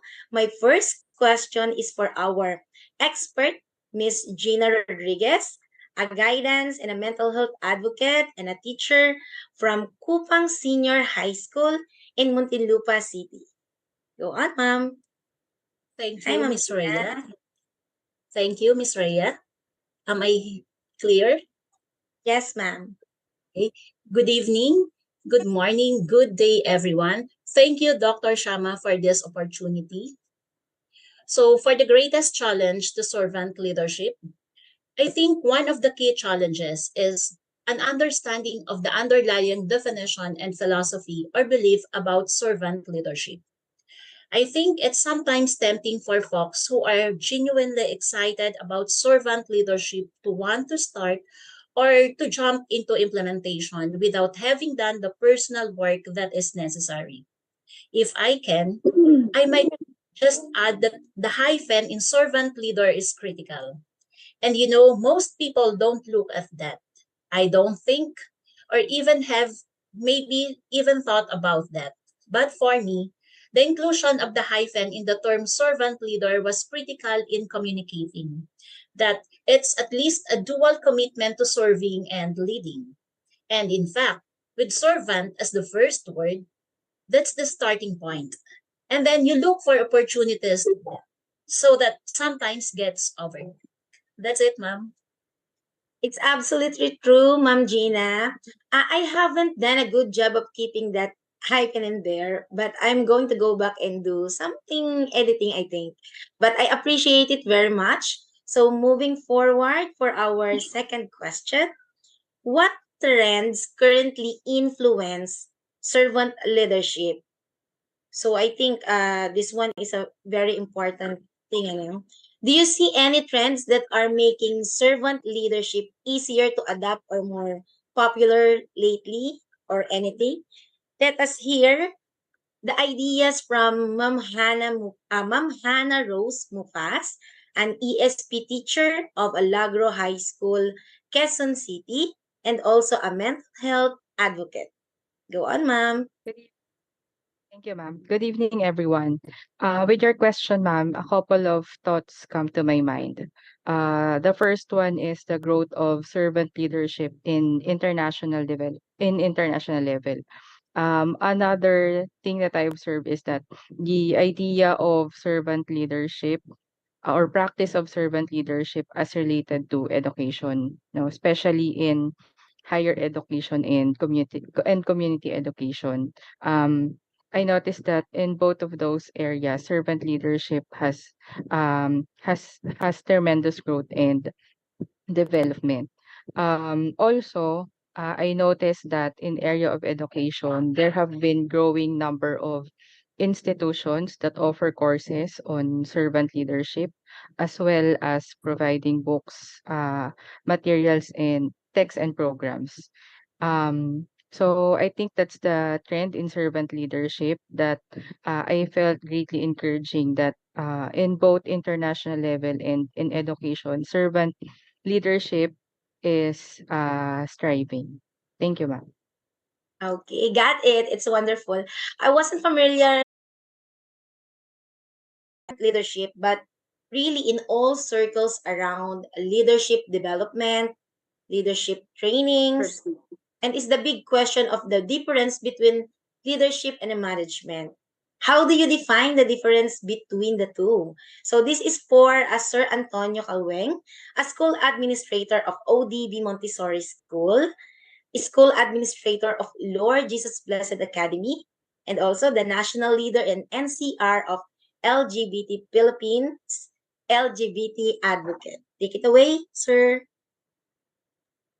Good evening, everyone. Good evening, Dr. Shama. Well, I have to say I am sort of one trick pony.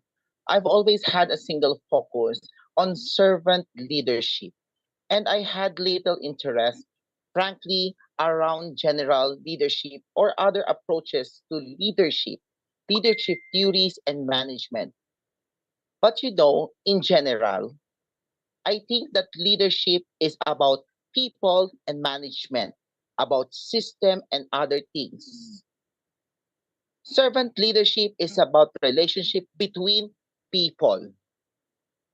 I think it's a philosophy of life, but it's really something that finds its greatest effect in serving others than looking for ways to lead.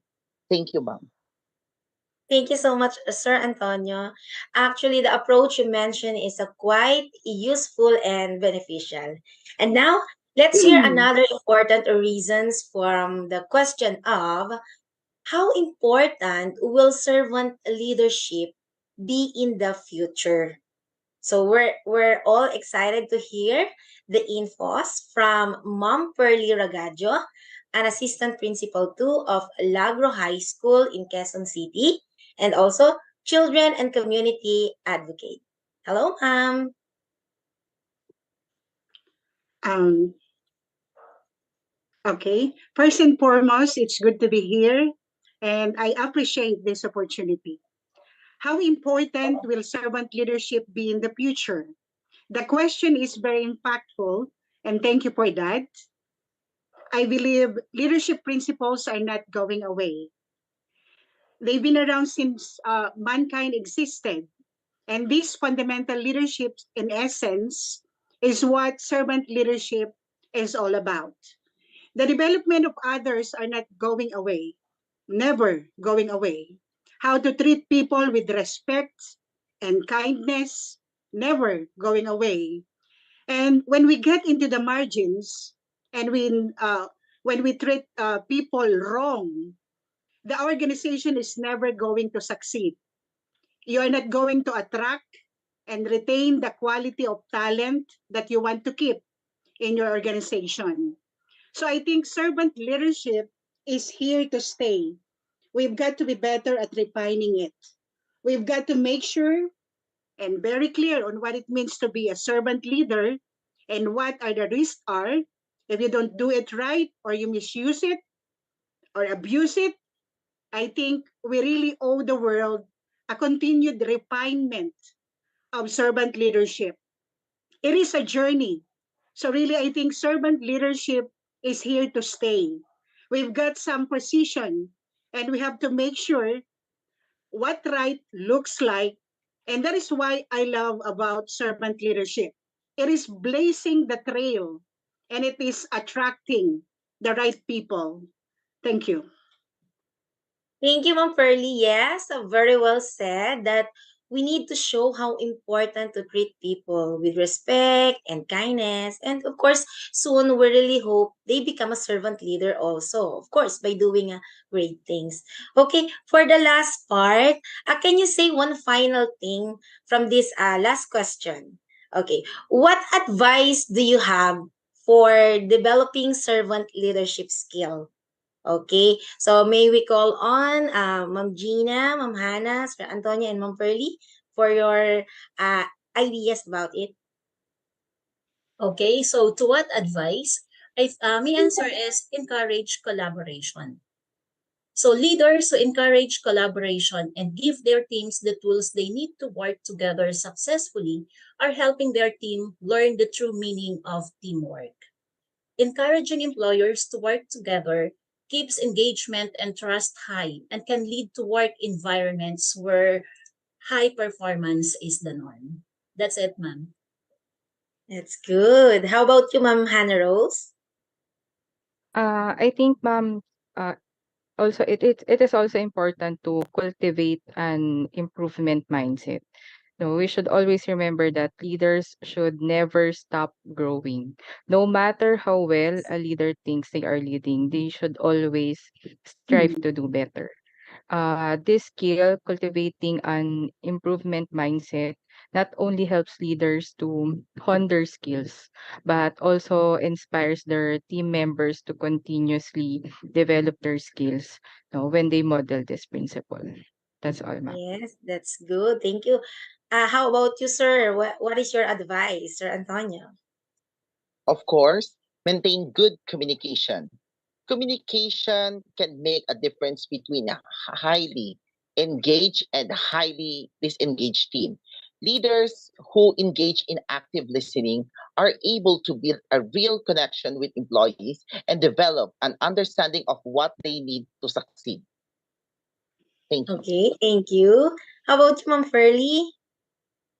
Yes, as for the advice in developing leadership skills, one characteristic that was clearly head and shoulders above the others, I think, in terms of frequency, for me is creating ideal condition for innovation. I believe leaders who foster work environments where innovative thinking and creative problem solving are a way of life are ensuring the long-term success of the organizations. When leaders truly care about their people, with their team, and build healthy, trusting relationships with members, the element of fear is removed. And one of the biggest obstacles to innovation is thereby removed as well. Thank you. Wow, thank you so much, of panelists. All of that advice will be noted. Our speakers identified four leadership skills and the principles Pag that tinanggal ko should to, guide every mag-sleeveless ako leaders. dun.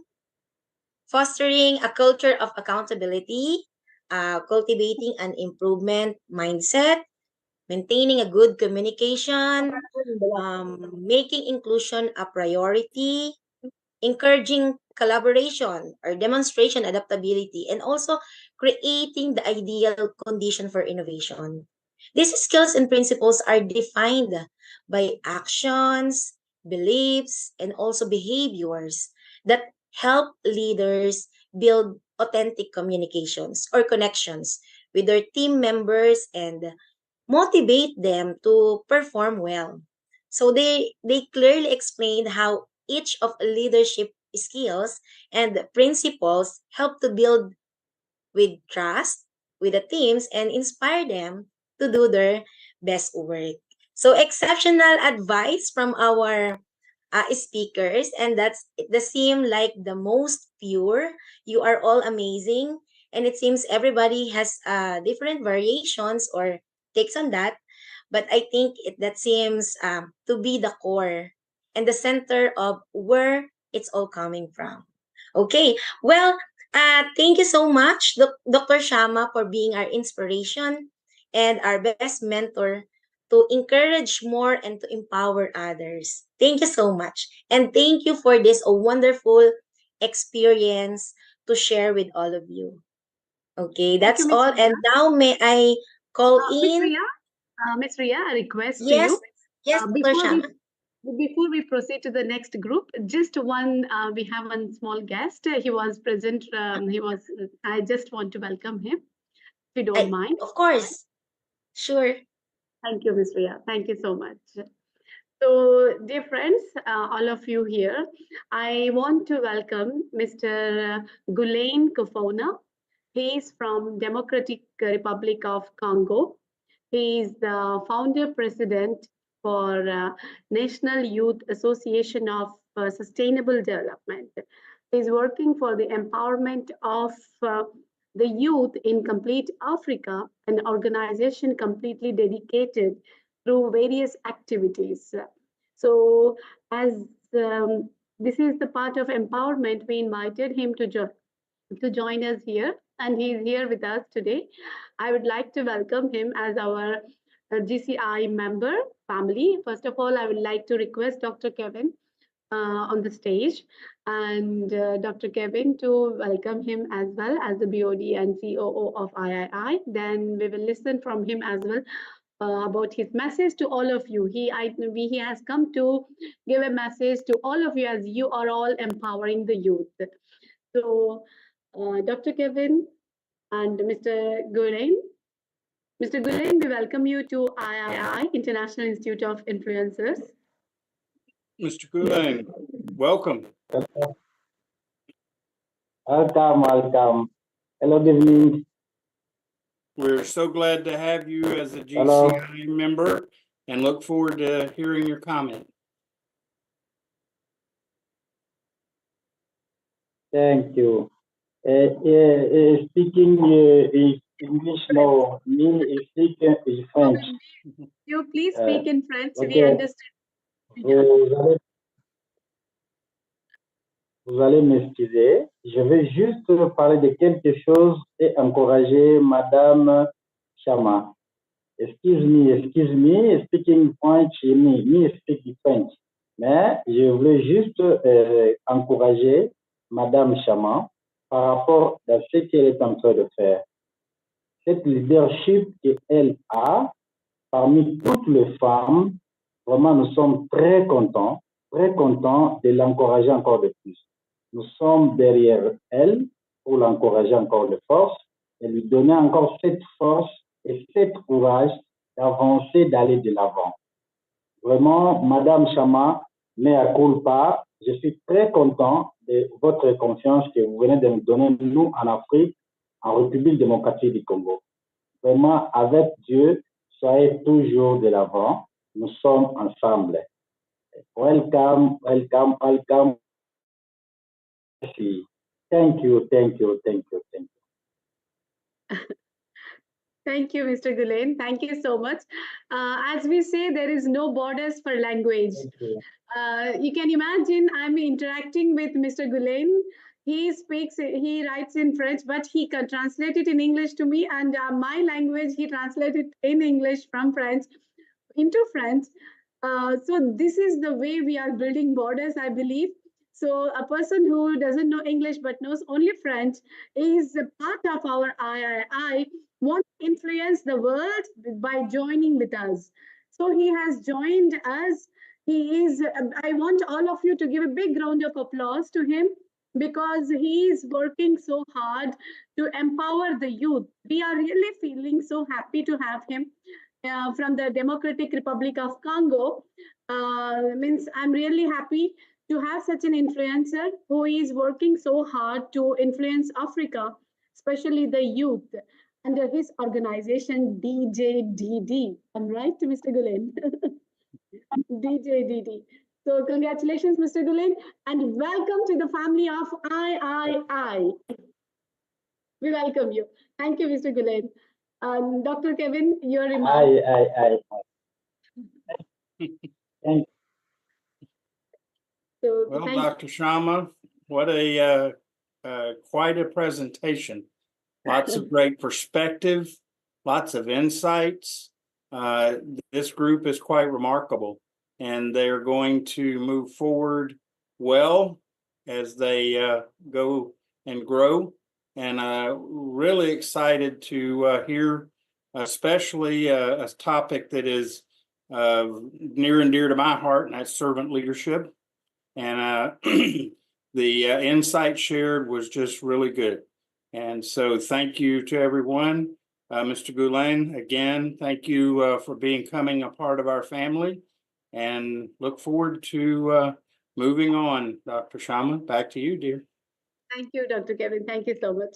So let me now, Ms. Ria, over to you. Thank you, Mr. Gulain, once again.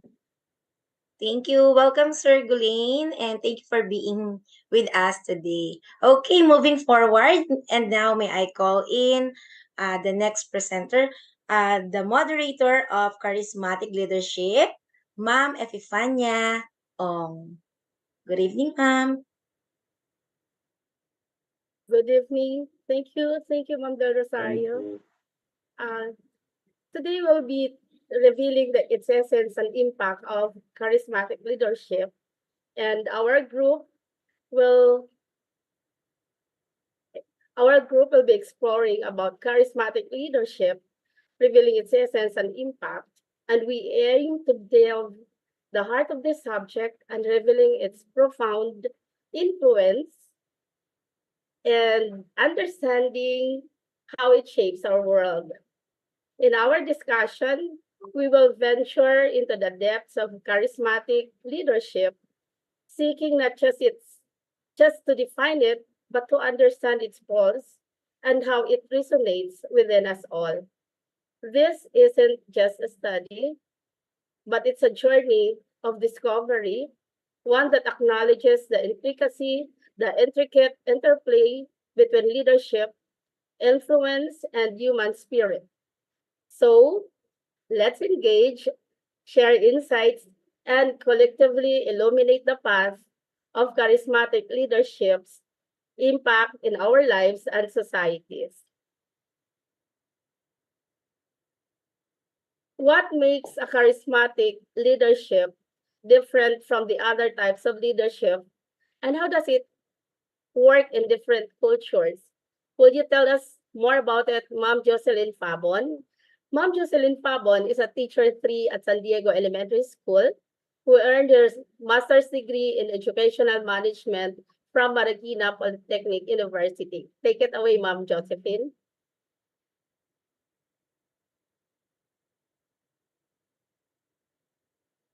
Okay, yes.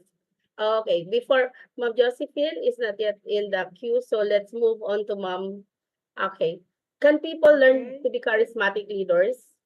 Or is it something you're born with? How can someone develop a charisma as a leader? Can you tell us more about it, Ma'am Ferlin B. Orense? Ma'am Ferlin B. Orense is also a teacher of 3 of San Diego Elementary School, graduated with a master's degree in educational management. Take it away, Ma'am Ferlin.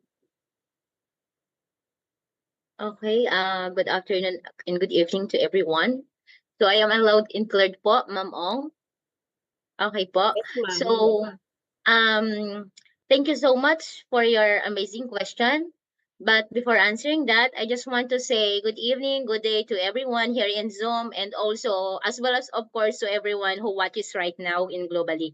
So the idea that charisma is an inherent rather trait has long been debated, but emerging research suggests that while some individuals may naturally possess certain charismatic qualities, it's indeed a skills that can be learned and honed.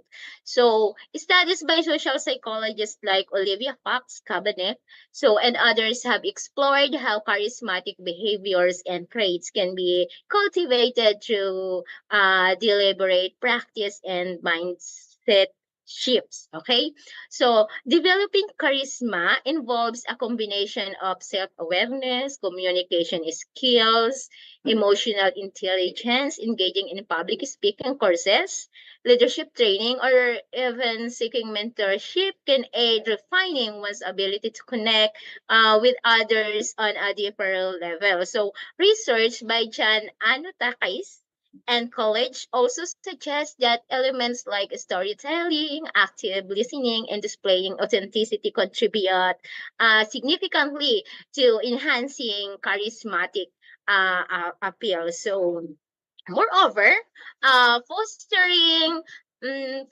empathy and genuine interest in others' perspectives can amplify a leader's into a charisma. So, building rapport and trust through authenticity and active engagement create a magnetic pole that resonates with followers. So ultimately, while some may have a natural inclination, that pathways to developing charisma and indeed accessible to those willing to learn, practice, and embody these qualities in their leadership journey. So a single leader, ultimately, it's about fostering a balance where the charisma of a leader serves as an inspiration while safeguarding against the potential rather, pitfalls that come with unchecked influence.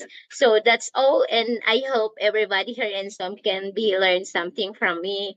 Thank you, and go back to you again, Ma'am Ong. Thank you so much, Ma'am Farlene. Charisma is not solely an inherent trait, as what you have said. As an emerging research suggests, that it can be learned and can be developed through deliberate practice and mindset shifts. Studies by social psychologists such as Olivia Fox-Caban emphasize cultivation of charismatic behaviors through self-awareness and communication skills and also emotional intelligence. Those are the practices that we can make use of if you want to be charismatic leader. Okay, so moving on forward, um, there being a charismatic leaders, there's some things that we have to check with it, and maintaining its authenticity as a charismatic leaders involves aligning actions with core values. Now, Ma'am Tatad, besides inspiring people, what are the potential downsides of charismatic leadership? How can this risk be handled to make sure it's positive for followers and organization? Mama Chris A. Tatad is a teacher of President Corazon C. Aquino Elementary School, and she serves as teacher 3 and a guidance teacher. She holds a master's degree in administration and supervision, and also pursuing her knowledge in clinical psychology, and also a doctorate, having her doctorate degree in educational management. Please give us more about it, Ma'am Marie Tatad. Okay, good evening, everyone. Good afternoon. When we say charismatic leader or charismatic leadership, two words that comes to mind, there is inspiration and motivation. So when we say charismatic leader, charismatic leadership, it possesses the power to inspire as well as to motivate. But aside from those positive words, it also carries the inherent risk of warrant careful consideration. So one of the primary concern lies in the potential of charismatic leaders is they become overly dominant or even authoritarian. So from the studies of Conger and Canogo, they highlighted that an unchecked charismatic leader might become too focused on their personal vision and disregarding the diverse viewpoint of their organization. So there is also a risk of dependency in terms of the followers of the charismatic leader. So which could lead the lack of resilience within the organization. So this over-reliance of single individuals or single individual visions of personality may also impede and hinders the development for future leaders. Additionally, charismatic leaders might sometimes prioritize the short-term gains over long-term sustainability, potentially overlooking the crucial details or ethical consideration in pursuit of the immediate success. So, to mitigate or to prevent this kind of risk and ensure the positive impact, so the organization itself must focus on instituting the check and balances of the leadership structures by implementing the mechanism that encourage diverse of thoughts and promote transparency. So transparency is one of the most important ingredients in terms of leadership, not only in charismatic but all types of leadership, and also nurture the culture of open communication that that can promote or open communication that can help prevent concentration of power in a single individual or the single charismatic figure. So developing the leadership pipelines and cultivating the leadership, there should be a team on that. It should be embodied with the diverse skills and perspective, and also it should the responsibility should be distributed also to prevent dependency for that particular leader. So there is distribution of responsibility. So last but not the least, when we say charismatic leaders, charismatic leadership, it's about fostering a balance wherein there is a charisma in a leader. The leader itself serves as an inspiration, as a motivation, while also safeguarding against the potential pitfalls that come with an unchecked influence. That's all. Thank you. Thank you so much, Ma'am Marie Tatad, and Ma'am Redeline Shoko, and Ma'am Jocelyn J. Fabon. Get ready. Okay, so in the essence, the journey through the realms of charismatic leadership influence and illuminates its unparalleled ability to inspire, mobilize, and shape the course of organization and societies. So can I see Ma'am Rodelyn Shoko? Is she around? And Ma'am Farlene V. Orense and Ma'am Jocelyn J. Fabon? Can I see them? Are they ready? Okay, Ma'am Shoko, are you here? Yes, ma'am. Yes. Okay, okay, Ma'am, can you? Okay, so you're here already. Okay, how can a charismatic leader, Ma'am Rodelyn Shoko, how can a charismatic leader stay authentic while still being influential? Can you think of leaders who've managed this balance well? Okay, Ma'am Rodelyn Shoko is a teacher 3 from President Corazon C. Aquino Elementary School. She has a master's degree in educational administration and supervision, and she is also pursuing her doctorate at Pacific Intercontinental College. Okay. Ma'am Rodelyn Shoko, can you please Thank you open very your cam so that you will be spotted online? Hello, ma'am. Ma'am Naririnig Rodelyn mo ako? Shoko, and please be ready, Yeah, please. Ma'am Josephine J. Pabon. Okay, so that you will be spotted also. Okay. Okay. Can I say, I'll ask the question again, ma'am. How can a charismatic leader stay authentic while being influential? Or can you think of leaders who manage balance well?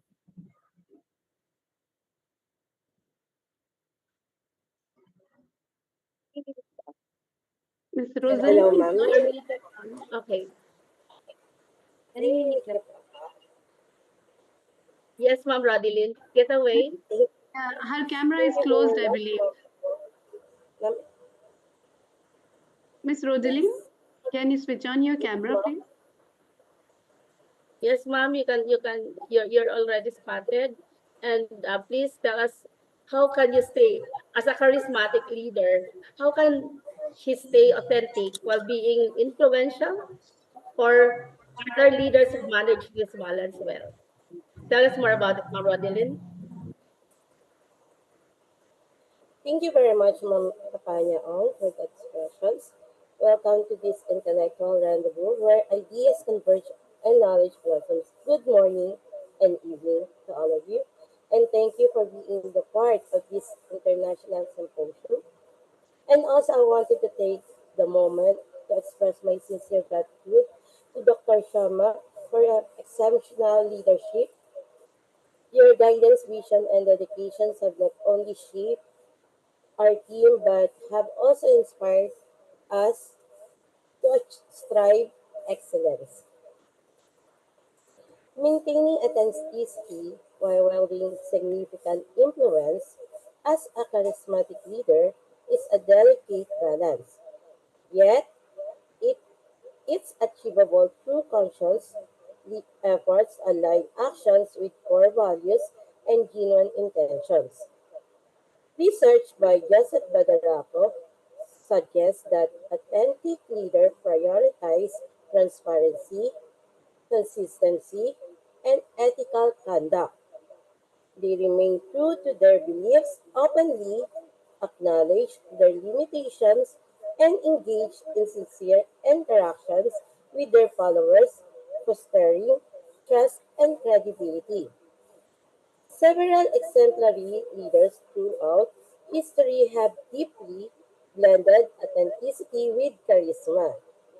Nelson Mandela, celebrated for his charismatic leadership, exhibited humility, empathy, and unwavering commitment to his values, despite wielding immense influence. His ability to connect with people authentically, even in the moment of adversity, solidified his impact and legacy. Similarly, Mahatma Gandhi charismatic influence stemmed from his unwavering adherence to truth and nonviolence, resonating deeply with his followers and beyond. This leader ability to maintain authenticity while wielding significant influence stems from their unwavering commitment to their principles, coupled with genuine empathy and profound understanding of their followers' needs. Their leadership served as a testament to the harmonious coexistence of charisma and authenticity, showcasing that influential leadership need not compromise gen- genuineness. Being a charismatic leader, I can stay authentic while being influential by setting a good example throughout matching our actions with our words. We, as an authentic leader, we also cause others around us to be transformed and successful, but maintaining our authenticity, not conforming or compromising to the pattern of this world, being true to our values, faith, and principles. Thank you very much, and God bless you. Thank you so much, Ma'am Rodilyn Choco. Maintaining authenticity as a charismatic leader involves aligning actions with core values and genuine intentions, according to research by Joseph Bandaraco. Exemplary leaders like Nelson Mandela and Mahatma Gandhi successfully blended charisma with authenticity by prioritizing transparency, consistency, and ethical conduct, demonstrating a commitment to their principles and a deep understanding of their followers' needs. Ma'am Josephine J. Fabon, please open your cam so that you will be spotlighted. Hello, Ma'am Josephine. Yes, ma'am. I'm sorry. Okay. I already Yes, opened ma'am. my Okay. cam. Ma'am Josephine G. Fabon, what makes a charismatic leadership different from the other types of leadership? And how does it work in different cultures? Tell us more about it. And Ma'am Josephine J. Fabon is a Yes, teacher ma'am. of and also has a master's degree in educational management. Take it away, Ma'am Josephine. Thank you, ma'am all, and good evening, everyone.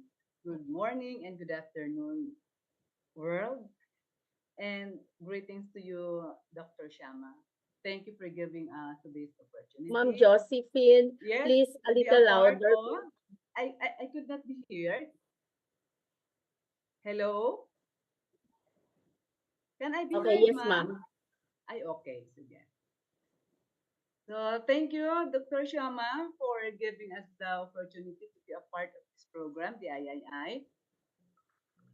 Thank you very much. So, the answer to the question, what makes charismatic leadership different from other types of leadership, and how does it work in different cultures?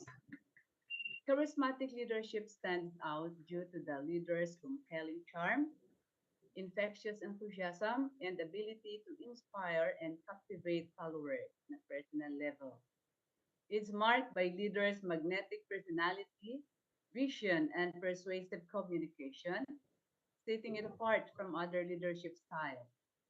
Research by House, year 1977, described charismatic leaders as transformational figures who evoke strong emotions and trust in their followers, often leading to significant changes and mobilization toward a shared vision. Across cultures, charismatic leadership manifests in various ways due to cultural norms, values, and societal expectations. Hofstede cultural dimensions theory suggests that cultures with a higher level of collectivism might respond more positively to charismatic leaders who emphasize group cohesion and unity. Conversely, cultures leaning towards individualism may value charismatic leaders who promote individual achievement and autonomy.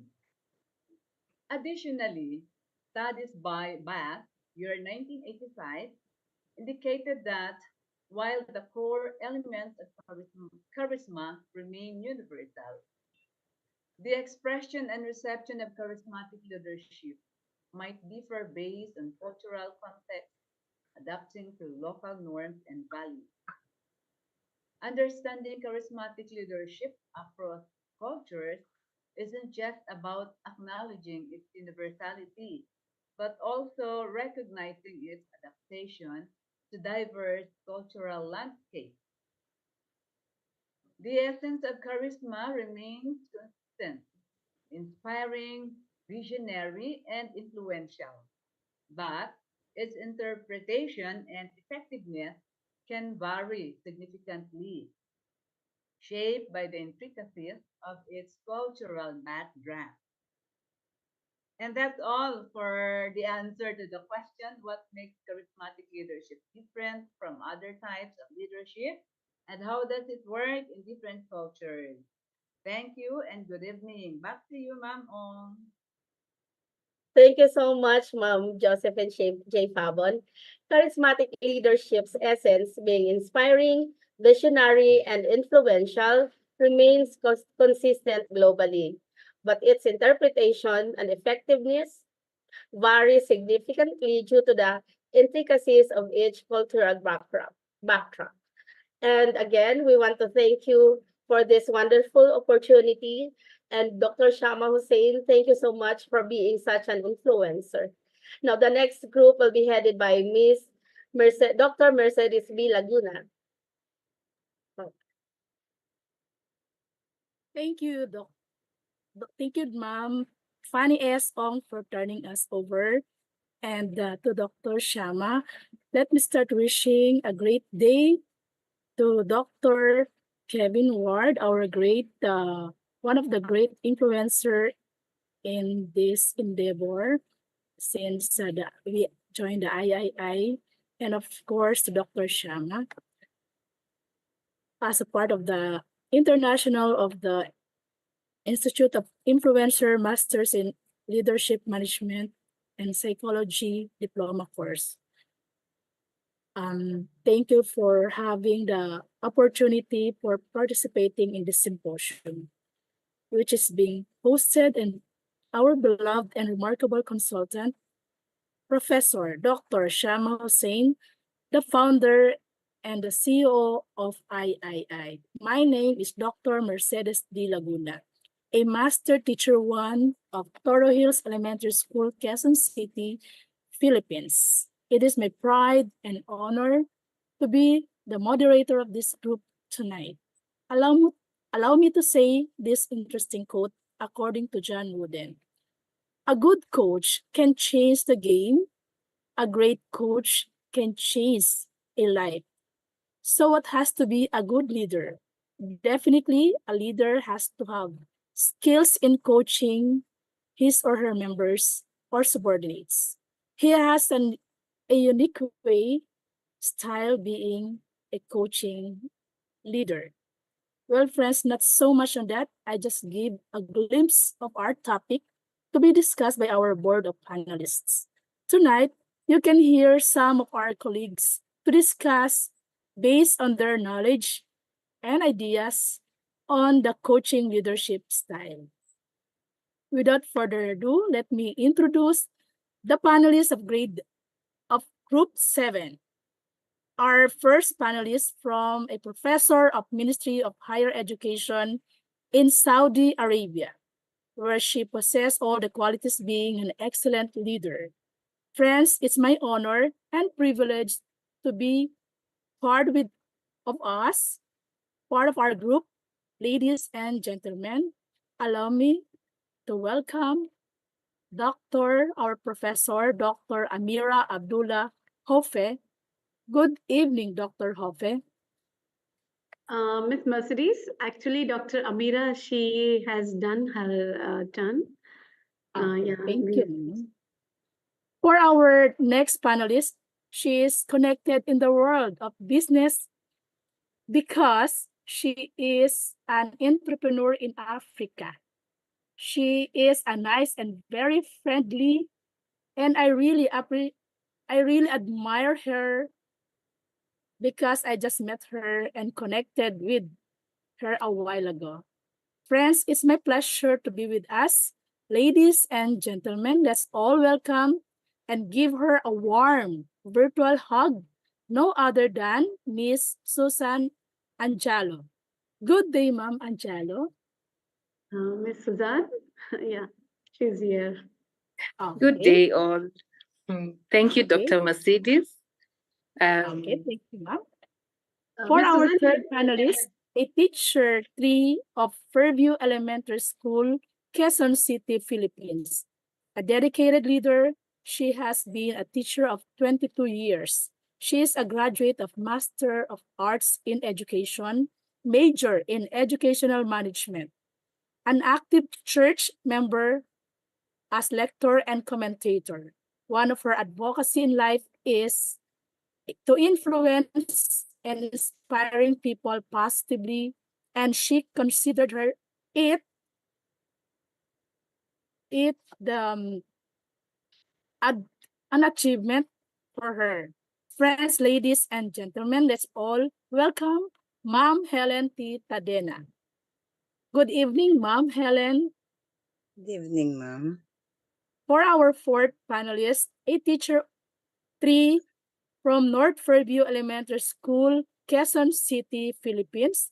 She has been teaching for 29 years, a very passionate and dedicated leader in her school.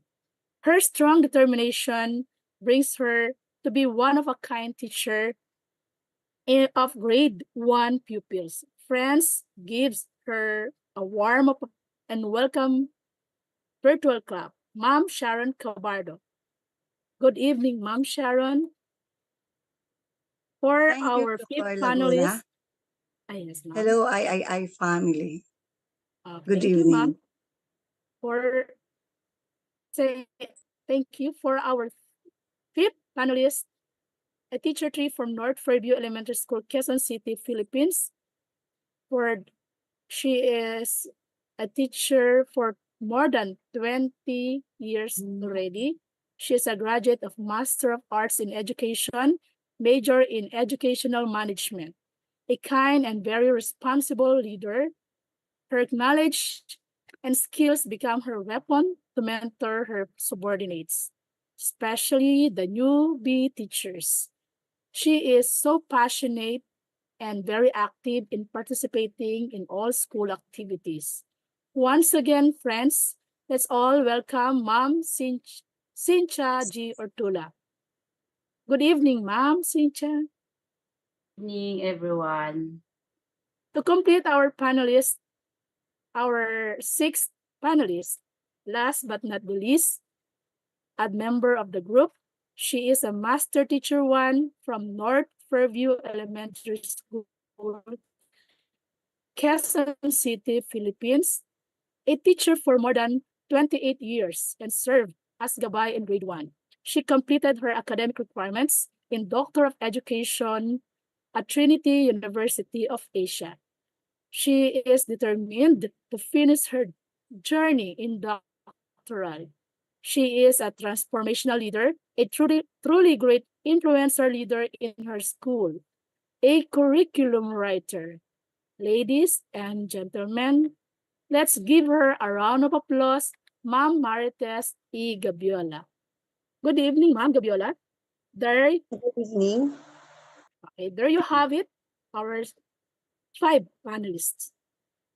Please pay attention as we will be talking about coaching leadership by these leaders in their own field, in their organization, who have been implementing these approaches, unique way of coaching. But before going to it, I would like to share in a short understanding popularized by Center of Creative Leaders that coaching is unlocking a person's potential.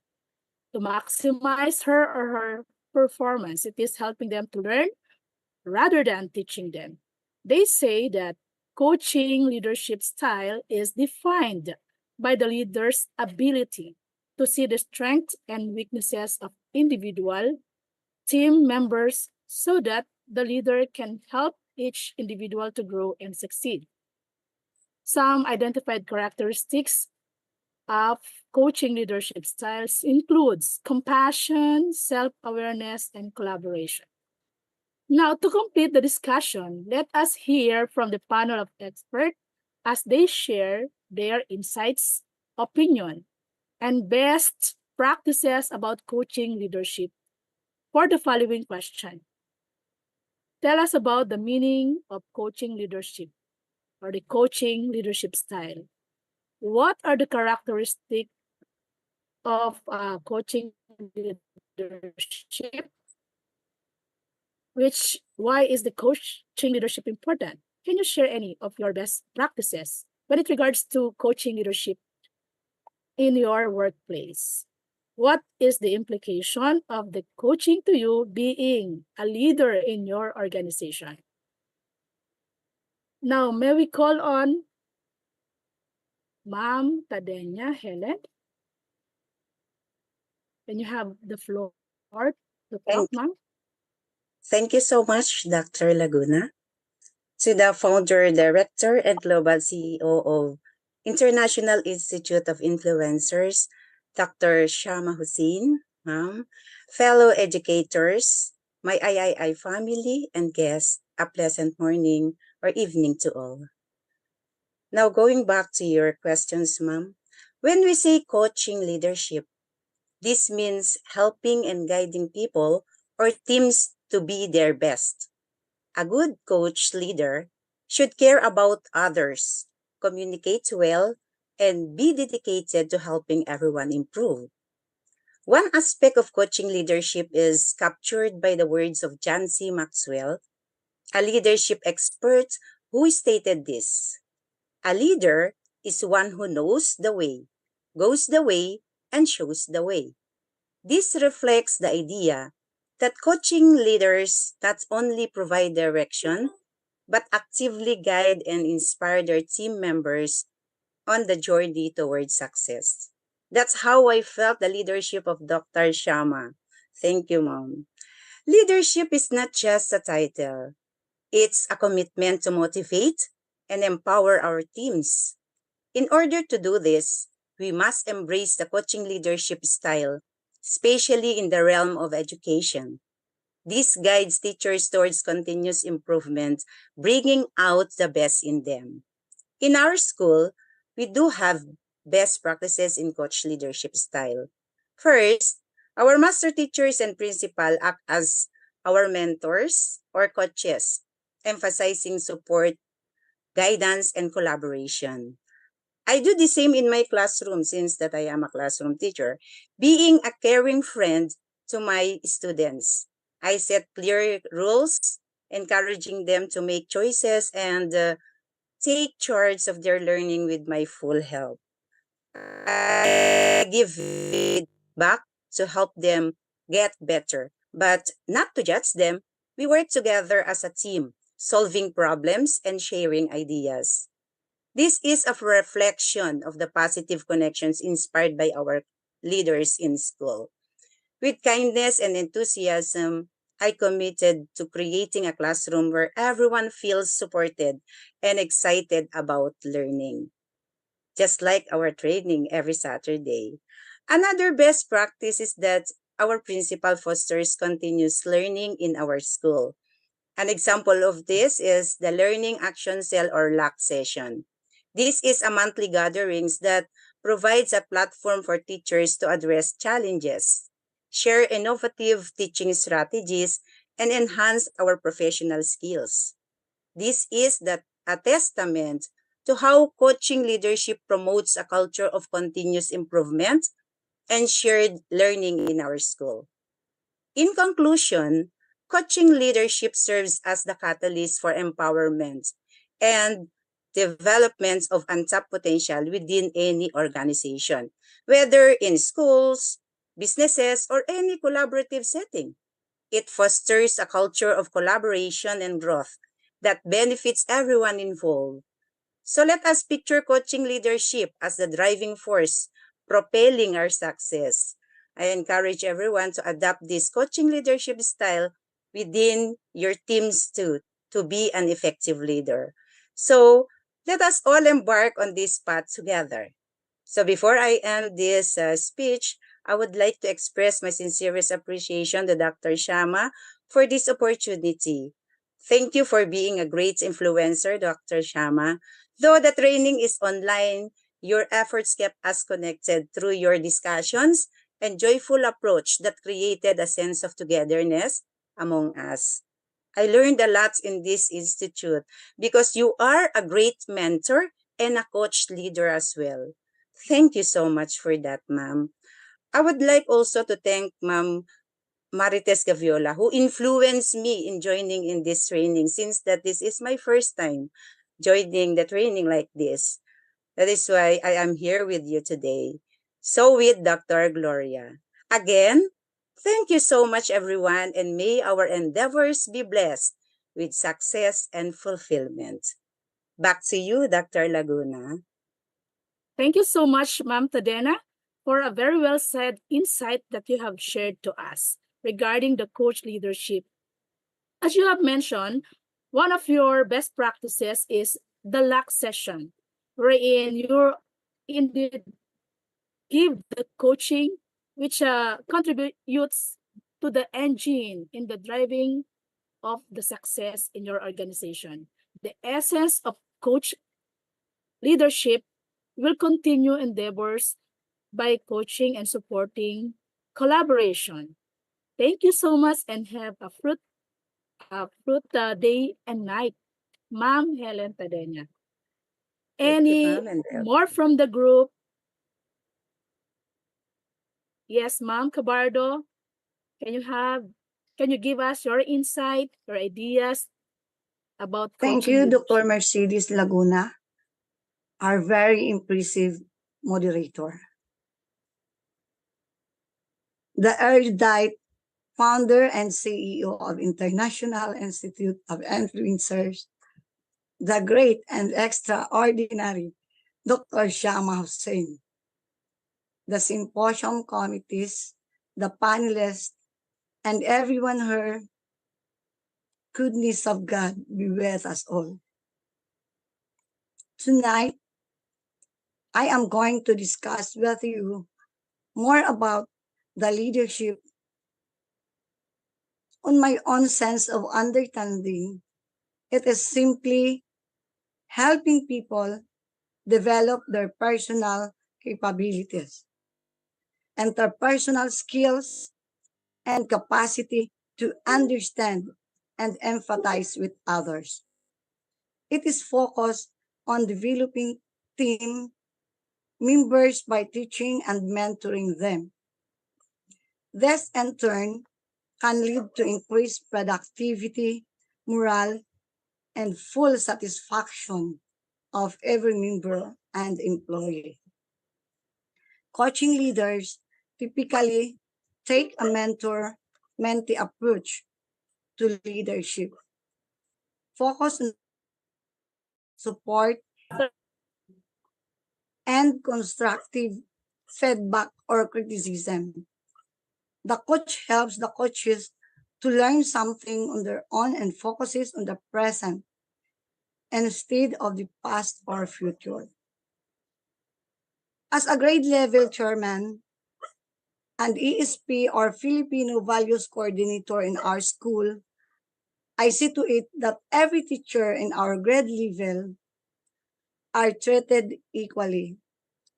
They are prioritized for improvement, both personal and professional development. In the meantime, I never fail to remind them what is important is the present situation to handle effectively and efficiently. Thus, coaching for me as a leader plays a vital role to produce optimal performance and improvement at work, focusing on specific skills and goals, and may also have an impact on an individual personal attributes such as social interaction and confidence. Overall, leadership coaching is a highly effective way for leaders to improve self-awareness, team dynamics, unlock true potential, perform at their best in any situation.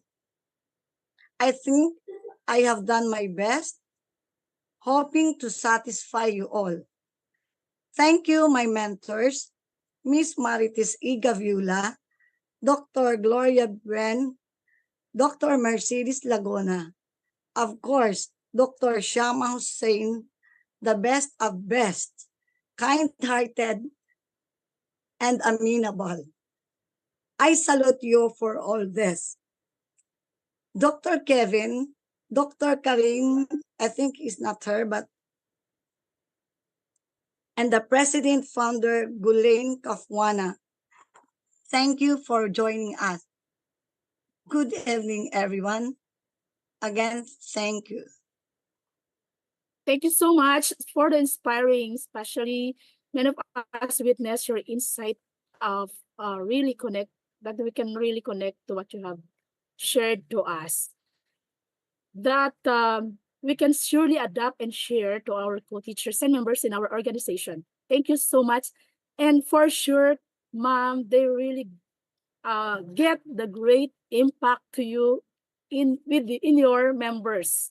As you have mentioned, you mentioned that, I think, but you really give a great impact as the grade chairman in your grade level. Very well said, ma'am. Thank you so much, Ma'am Cabardo. Any more from the group that can share her insight and knowledge? Yes, ma'am. Can we have Ma'am Ortola? Ma'am Cynthia. Go ahead, ma'am. Our moderator, Dr. Mercedes Laguna, founder and CEO of International Institute of Influencer, Dr. Shama Hussein, fellow educators, classmates, good evening, good day, good afternoon. I am indeed fortunate to be a part of this training because I found a dynamic influencer and leader, no other than Dr. Shama Hussein. Madam, you possess a blend of qualities. You're able to communicate as effectively. The transfer of learning was easily grasped. We remain unfazed for any clarification on topic to discuss because it's already clear. This training is a great way to continue our professional growth because we learn new skills, methods, techniques, and strategies in which both teachers and students will benefit in it. According to Gelson and Shelley, coaching leadership is expected to contribute to corporate performance by demonstrating creativity. As leaders stimulates employees' passion, skills, and experience to achieve organizational goals. Meaning to say, the psychological empowerment mediates the relationship between coaching leadership and employees are expected to improve creative performance by engaging constructive voice behavior necessary for educational innovation. According to previous studies, communication between leaders and employees promotes constructive voice between relieving psychological pressure and job performance. Some characteristics of coaching leadership: teach and mentor team members, focus on the development, tailored support, understand team members and strengths and weaknesses, driven by result. Coaching leadership is a numerous profession, not just in athletics. Coaching is teaching.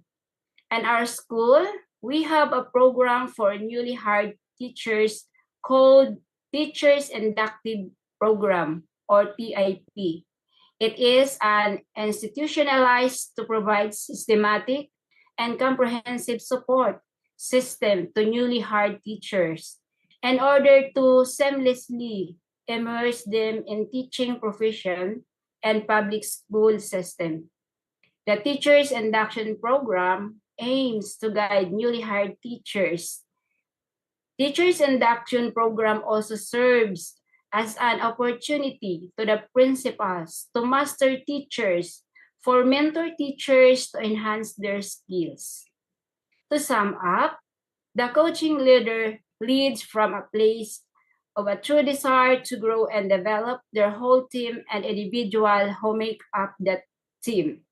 Coaching leadership is a vision and mission-driven, based on leaders' ability to provide constructive feedback and act as a role model.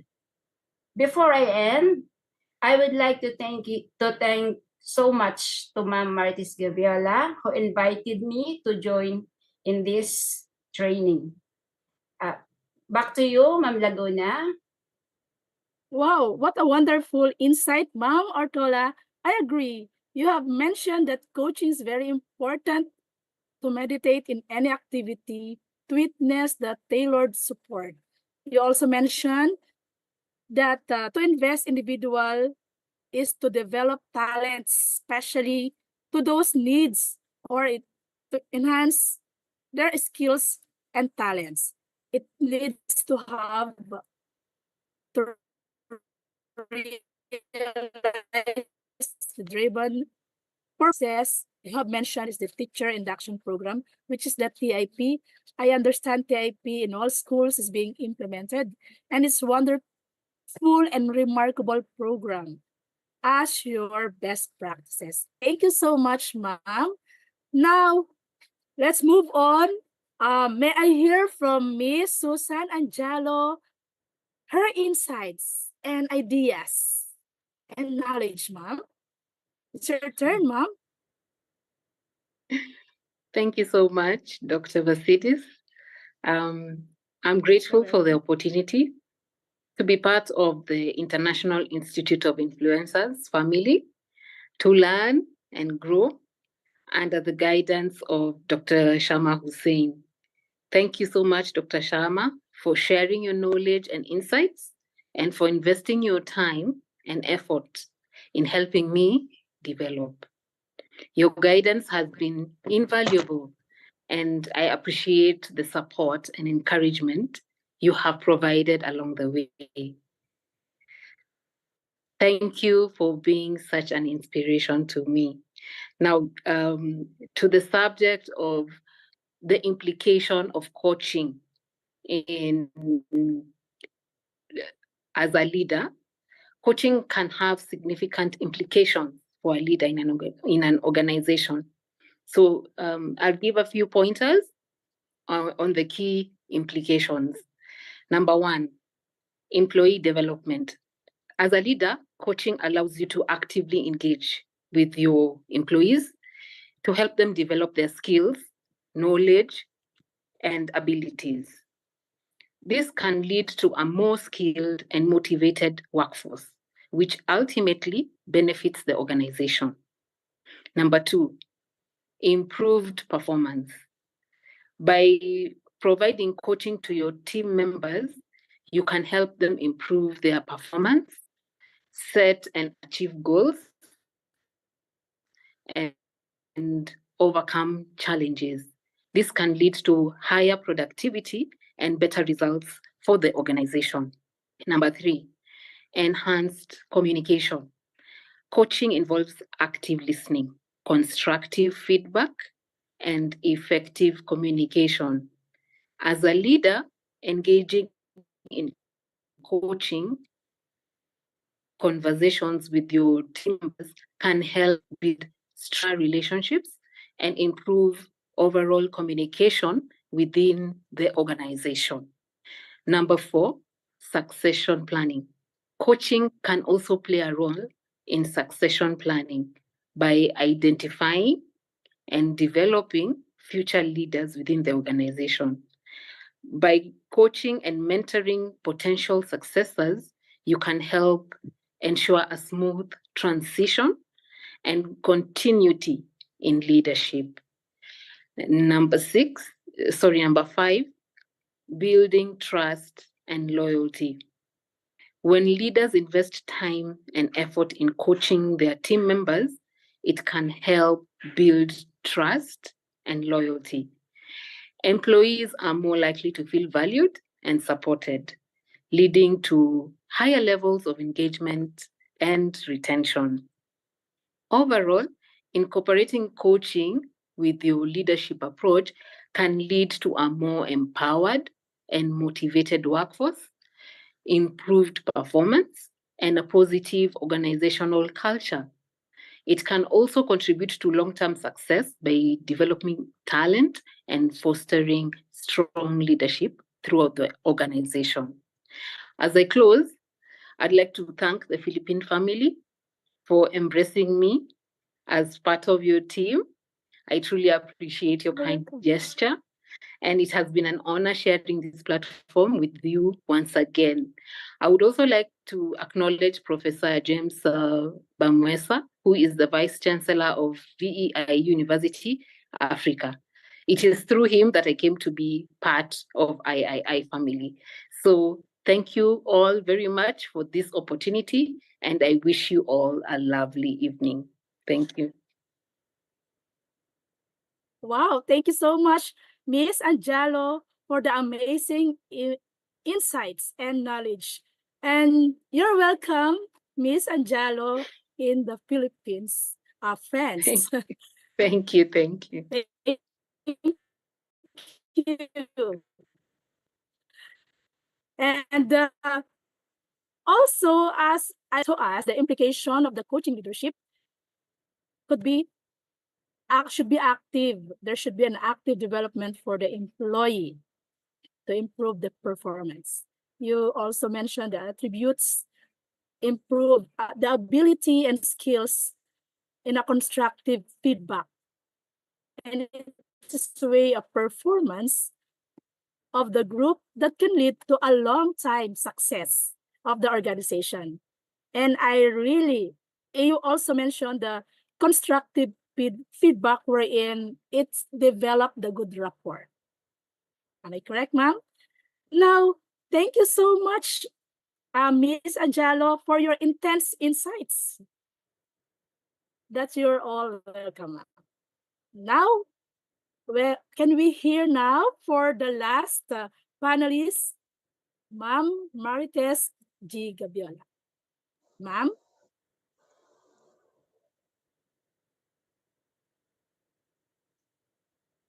According to a famous co-founder of Performance Consultants International and writer, Sir John Whitmore, coaching is unlocking a person's potential to maximize their growth.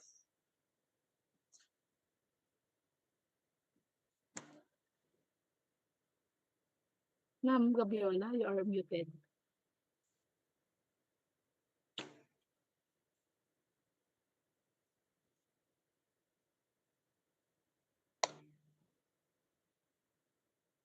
Dr. Mercedes Laguna, the moderator, Dr. Shama Hussein, the great influencer, founder and CEO of III, our dignified guest, my wonderful III family, and my dearest team. Happy evening to all.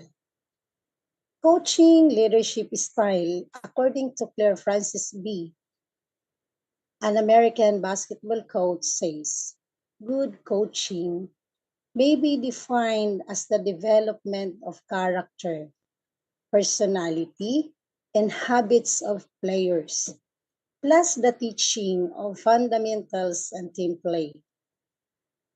Coaching leadership style is one of the most constructive and productive style. It materializes in all workplaces, competitions, businesses, and other organizations. It transforms multiple point of view and inspires greatest aspiration, renewing the lives every individual. This leadership style is effective in our workplace. Why? Because leadership coach demonstrates virtues, the virtue of charity, love, trust, humbleness, meekness, gentleness, temperance, compassion, and passion. The virtue of charity and love is rendering extra services beyond your time without any compensation in exchange. It is purely labor of love. The virtue of trust is the key to unlock mistrust and a chance in getting back one heart of potential leaders. The virtue of humbleness, meekness, gentleness. This virtue measures the temperance and perseverance of a leader coach. It measures patience, especially if we encountered tough-headed mentees doing something intentionally. And what shall we do? So that no one will not left behind. Well, just focus and remember the main goal of coaching leadership style and wishes them luck for the best they can. The virtue of compassion and passion, it shows the missionary acts. The missionary acts heartily and support system as well. Coaching leadership is a key in making one's life difference. Emotion sensitivity and exhibiting weaknesses doesn't mean reducing one's identity, but it is courageousness. Stay connected and be a model. Words is not enough, but in deeds, with passionate acts, everyone grabs highest opportunity. Therefore, we are producing the happiest potential leaders. Combining and applying all my experience in III is evidently essential.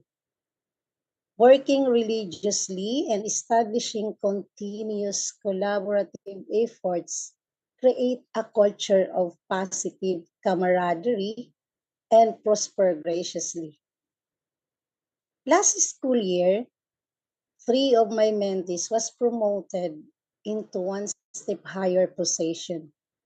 They are now in the new school assignment. Yes, truly I owe this to the people whom God made an instrument uplifting my own professional growth, develop my creative skills, wisdom, and knowledge. With this, my endless gratitude to the one and only Dr. Shama Hussein for shifting my adventure in different ways from the start until now. My learnings in III are extraordinary. I consider you, Dr. Shama, a true living and best model of coaching leadership style. With you, every episode of my journey in III unlock a passage, boasting my personal esteem and overflowing happiness. I also, my heartfelt gratitude also to Dr. Gloria Bien, an agent why I am here in III, and Ma'am Carol who always keep on reminding us the task. Before I end, coaching leadership style is like a seed of love. Plant with trust, waters with unity, cultivate with gentleness, fertilize with passion, instill values, and harvest abundant skills. Once again, happiest evening everyone. This is Martis Gaviola from Philippines. Back to you, Dr. Laguna.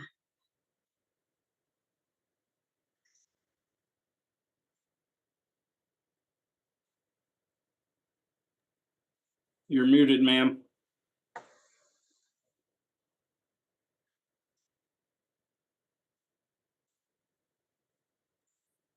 Muted. You are Laguna, you're muted, muted. Dr. Mercedes.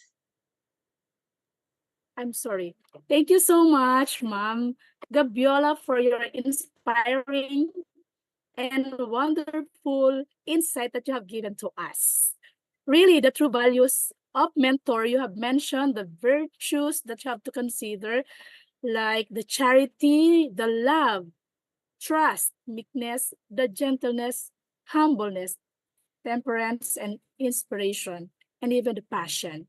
The trust is the key to unlock the mistrust and a chance in getting back one's heart potential as leader. Be an inspiration and passionate.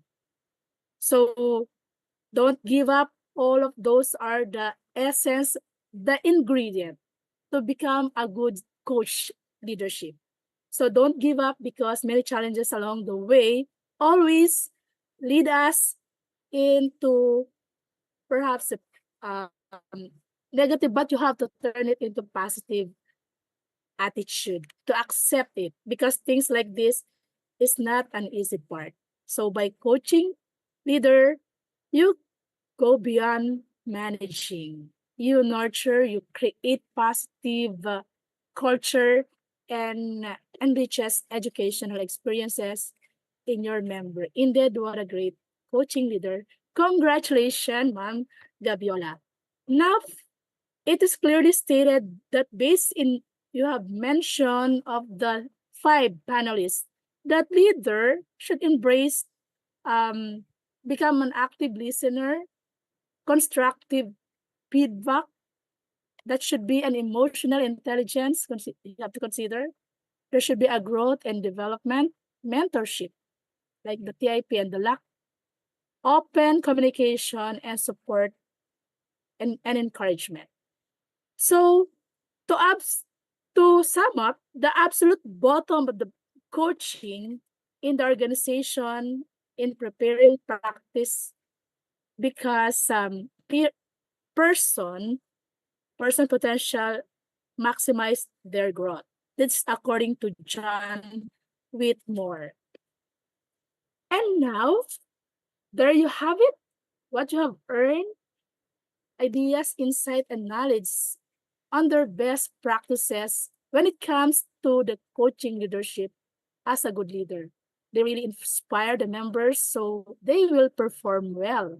Being a leader, they must embrace the journey so they will go together with their journey with kindness and enthusiasm, with passion as well. Thank you. My engagement to III and Dr. Shama, the CEO of the III, it has really a great impact in my professional growth. No word to say, Dr. Shama, but to say a million thanks to you, the III family. My pleasure to be part of the endeavor.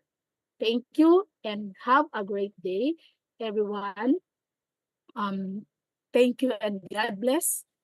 Back to you, Dr. Shama Hussein, the great influencer of the Institute of the III.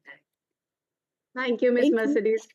Thank you so much for such a wonderful moderation. Trust me, it was really constructive, optimistic, and very productive. Thank you so much. Thank you. Wonderful. Very wonderful.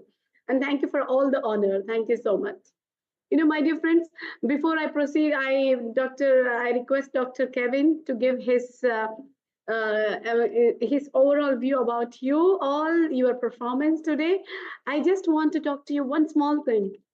As just complete in a nutshell, when I listened to you today, and I just got this in my mind, that there is a difference between growth and success. There is a difference between growth and success. People think growth means, yes, I'm growing today, I promoted, I this, I that, I'm growing. But after listening to you today, I can tell you that you are not in growth stage. You are in success stage. So what is the difference? Growth and success. Growth is just gaining knowledge, only gaining. Success is when your knowledge is accompanied with values like trust, happiness, collaboration, passion, compassion, ethics, all together, then only a person is successful. A person is successful only then. Only growth is just partial success. So you are on that path. You are on that way now. I feel so proud. I feel so honored to have you all here in I family.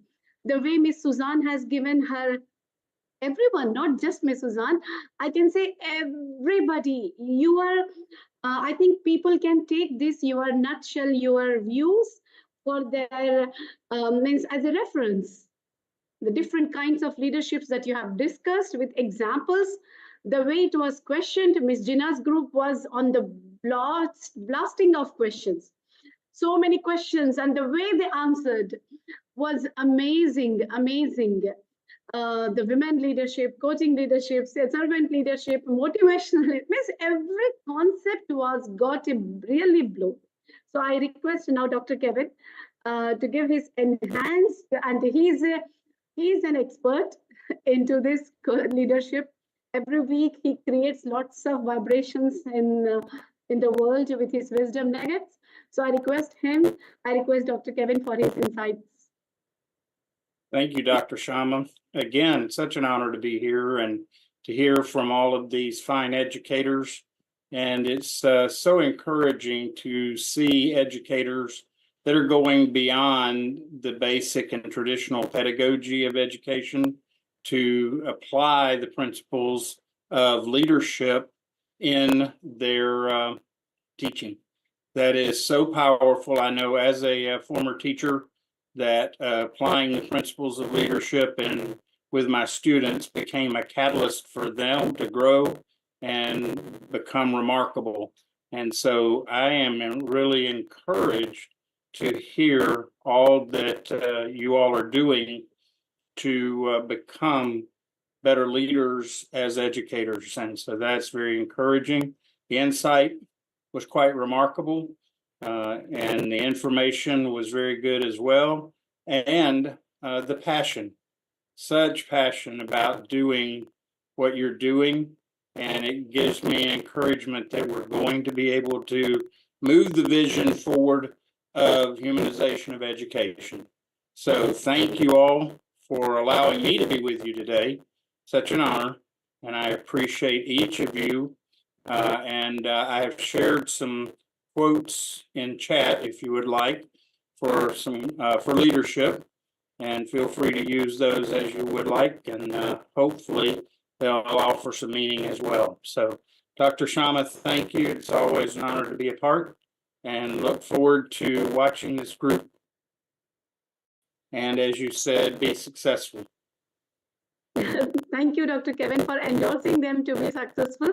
And I must thank Ms. Carol, Dr. Gloria, for taking the lead and making this event so successful, because every attempt that they have done in making the groups and connecting them, collecting Miss, I think we cannot do, I cannot do without Ms. Carol and Dr. Gloria. They play a characteristical role always in bringing everyone together, and they really means thank you with a big gratitude to the Miss Carol and Dr. Gloria for all your efforts.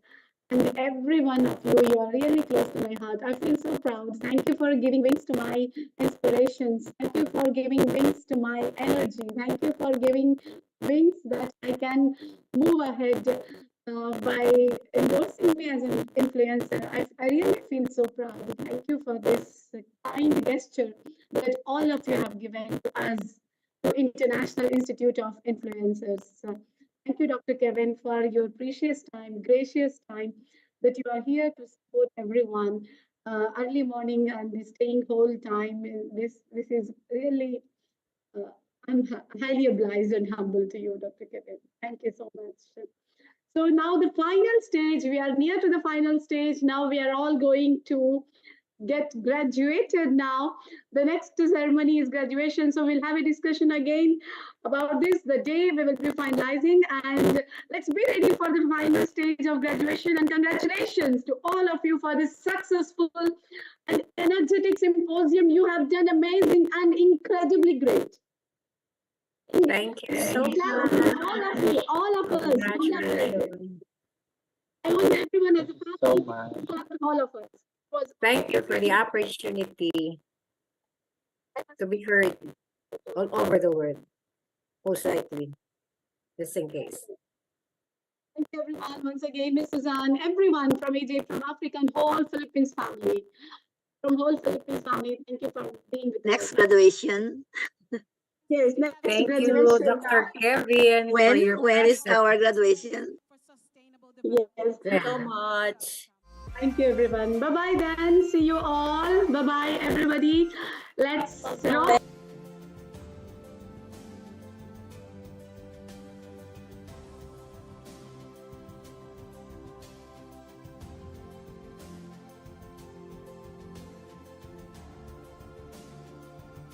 Motto is to develop the youth positively and ethically. So if you all are ready for this initiative, please raise one hand, or if you're double ready, then two hands. I always say one thing. If you are the smartest person in the room, you are in the wrong room.